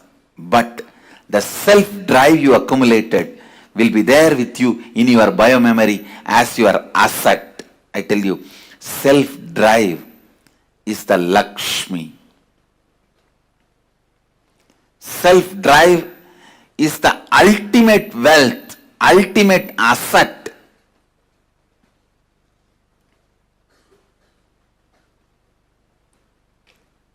Anyone can accumulate, anyone can acquire.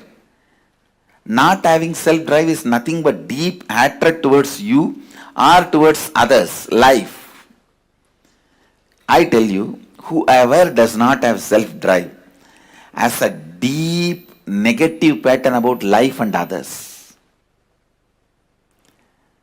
They are constantly abusing life and others, criticizing life and others, deep incompletion with others and life.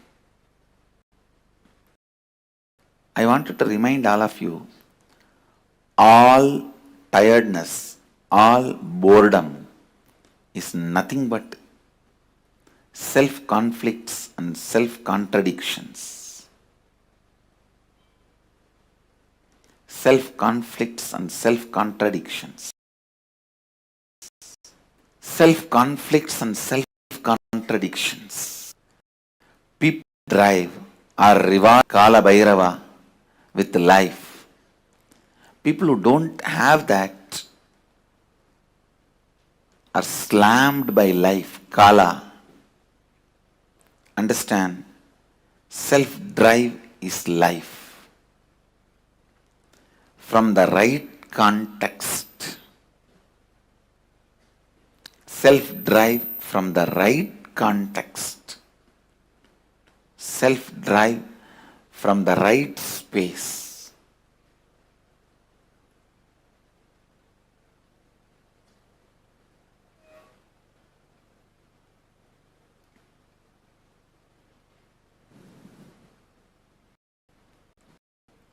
Self-drive is the only energy, Durga, you can have. Nothing else, not thinking power. All that are not the top energy. Self-drive is the energy of life. Understand? Self-drive is Saraswati. Self-drive is Lakshmi. Self-drive is Durga. Driving yourself constantly, I tell you, anything stops your self-drive from the right context is incompletion. Immediately complete with it and get rid of it. The verse in Bhagavad Gita, the words of Sri Krishna, Uttared Atmanatmanam Atmanam Avasadayet. This is the exact interpretation I will give.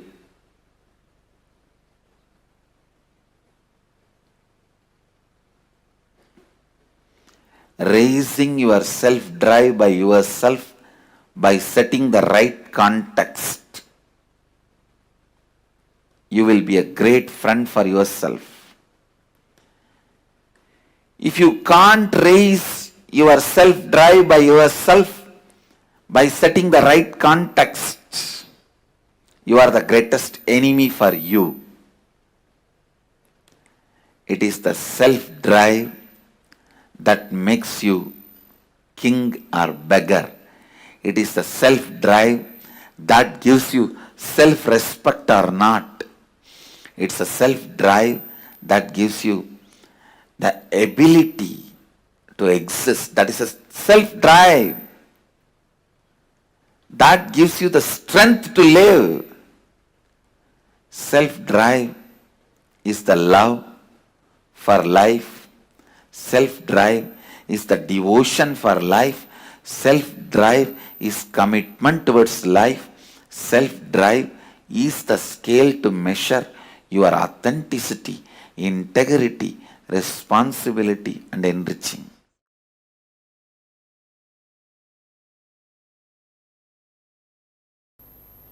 I tell you,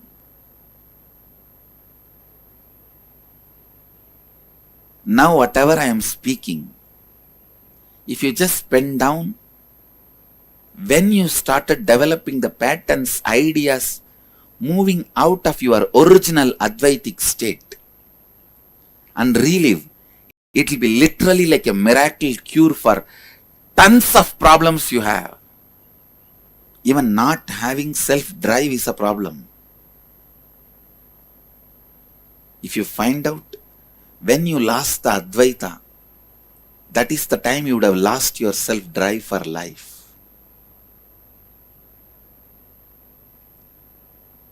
Just do this simple process. First, pen down the ideas, patterns, concepts which makes you feel you are away from your non-dual state. Second, think and pen down when that patterns have started developing in you, how you developed those patterns, those incidents. Third, relive all those incidents. Fourth, relive and complete them. Fifth, start living Advaita, non-dual state of consciousness. That's all.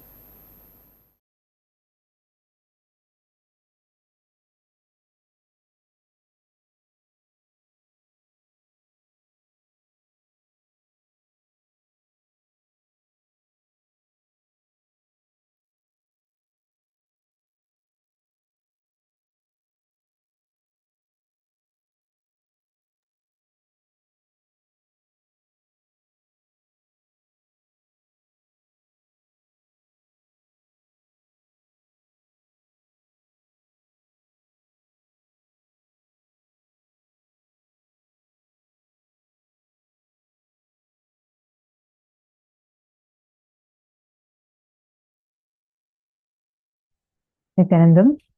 So beautifully, Swamiji explained to us about what is self-drive and why is the self-drive from the right context so important for us in our lives. How many of you understood and clicked with it? Take a few minutes to post that. Now, very, very shortly, we are going to be having the darshan starting. We request all the participants to please come and settle down. And we are going to be having an amazing darshan today.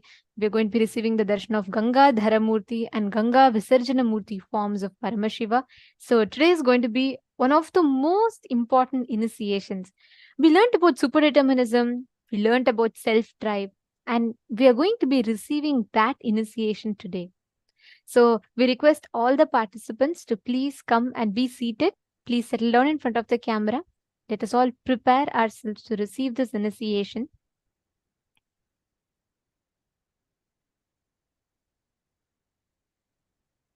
Actually, talking about superdeterminism, Swamiji revealed a very beautiful truth in this video. Swamiji said how many times we feel so justified with the struggles that we go through.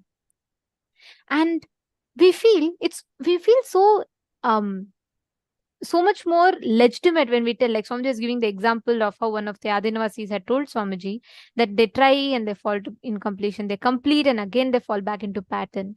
We have so much of respect associated to struggle, and we strongly believe that that only establishes our hard work. because of which again and again we keep manifesting that in our lives. Today, Swamiji revealed a very important truth for how we can break free from that. The very happening of Ganga depicts that will persistence. It is after so much of will persistence from Bhagirath that Ganga descended. We all listen to the story Swamiji himself had revealed. This is the Murti, Ganga Dharamurti is the form of Paramashiva where he accepts Ganga into his head in Kailasa, and Ganga Visarjana Murti is a form of Paramashiva through which he releases Ganga from his matted locks to Bhuloka. So we will be having the darshan of these two forms of Paramashiva. Let us start with the Dhyana Shloka, meditating on the form of Paramashiva as Ganga Dharamurti and Ganga Visarjana Murti.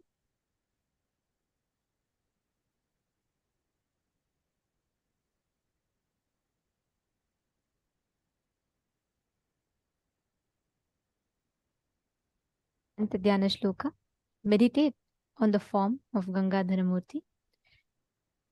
Tato haimavati jyeshtha sarvaloka namaskrita tada sati mahadrupam kritva vegam cha dussaham akashat patadadrama shive shiva sarasyutah achintyacha sa devi Ganga paramadurdhara vishamyaham hi patalam स्तोतसागृह्यं शङ्करं तस्यावलेपनं ज्ञात्वा रुद्धस्तो भगवान् हरः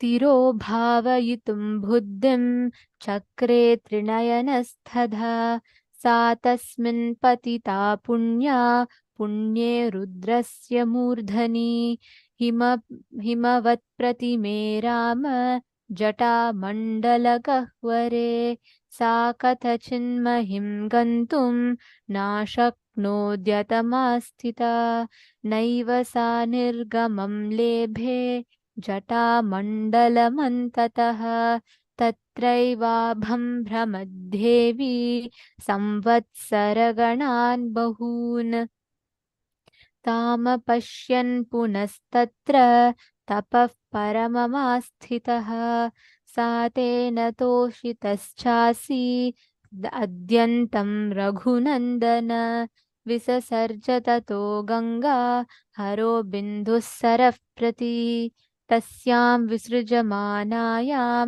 सप्तस्तोत्रं सिजञ्जिरे ह्लादिनी पावनी चैव नलिनी च तथैव च तिस्रः प्राचीं दिशं जग्मुर्गङ्गा शिवजलाशुभाः सुचक्षुश्चैव सीता च सिन्धुश्चैव महानदी तिस्रस्तोत्वादिशं जग्मुर्प्रतीचिं तु शुभोदकाः सप्तमी चान्वगात्तासां भगीरथं तदा भगीरथोऽपि राजर्षिर्दिव्यं स्यन्धनमास्थितः प्रायादग्रे महातेजा गङ्गां तं चाप्यनुज्रवत् गगनाश्छङ्करः शिरस्ततो धरणीमागताः व्यसपर्तजलं तत्र तीव्रशब्दः पुरस्कृतम्. The beautiful happening of Ganga is described in this chant, where it is described as afterwards she who is reverenced by all the worlds, who is the elder daughter of Himavanta, that Ganga, assuming an unendurable form and insupportable rapidity, they say, then plunged from the sky onto the auspicious head of Paramashiva. She, who is an extremely unendurable river, that goddess Ganga, even speculated to herself, saying, "Let me enter the nether world. Indeed, let me enter into Paramashiva with my streams." Discerning her ego, Paramashiva is infuriated at that point. On his part, the three-eyed god Paramashiva thought to pent her up in the tufts of his Jatajuta. And O Rama, she, that holy river Ganga, swooped down into the cavernous curls of the matted hair, the Jatajuta of Paramashiva. and she became a detainee in them.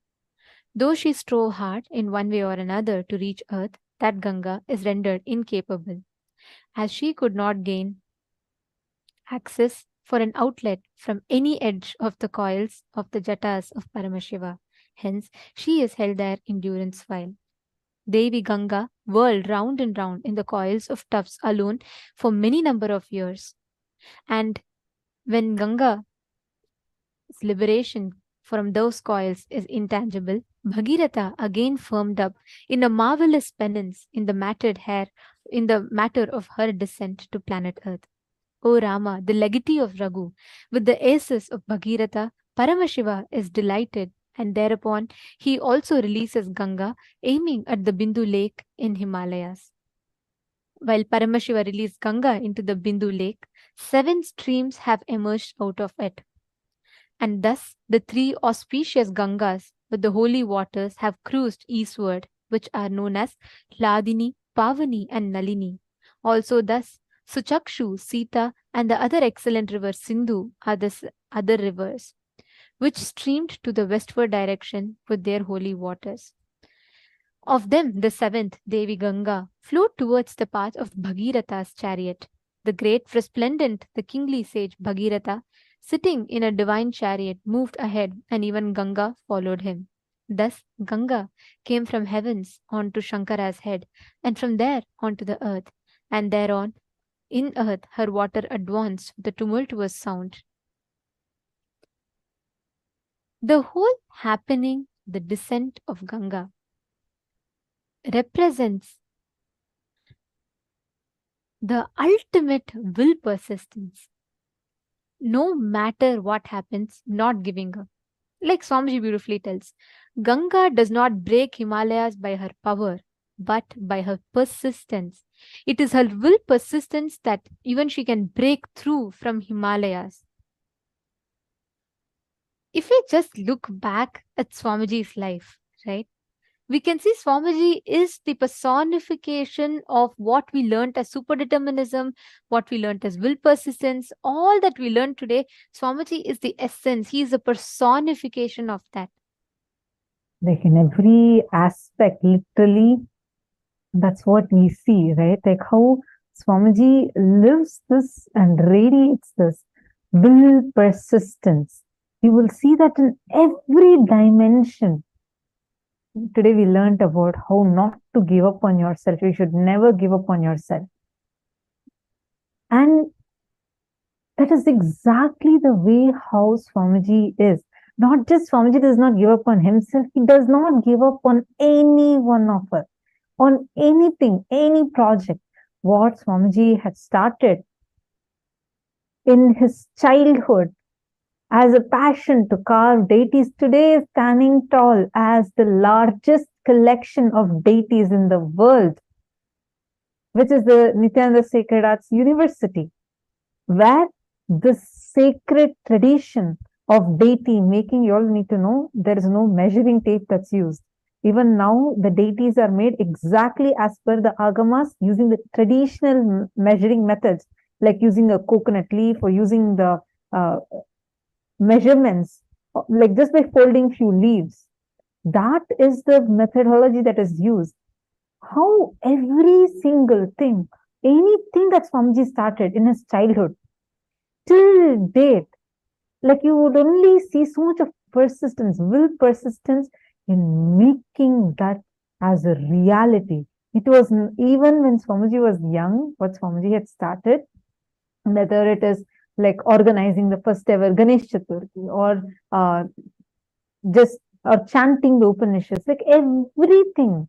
Swamiji has now expanded it so much. Like Swamiji tells, right?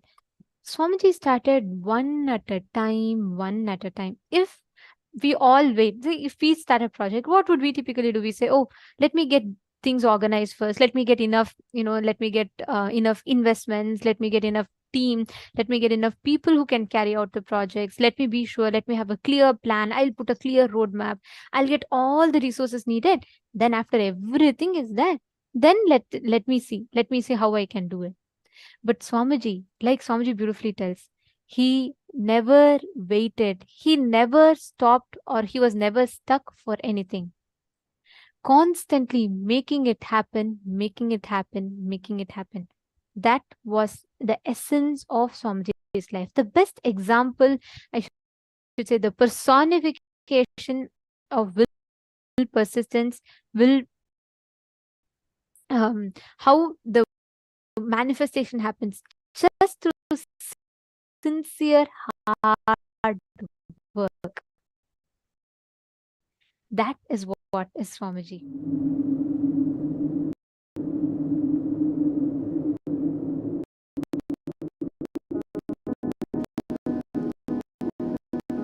The first and foremost sacred secret I want you to know.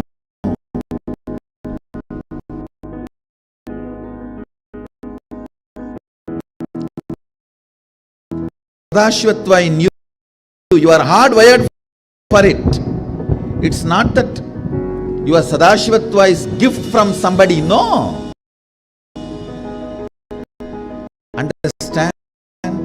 Just like how when you fall asleep, you put the alarm and tell the alarm, hey, wake me up tomorrow morning.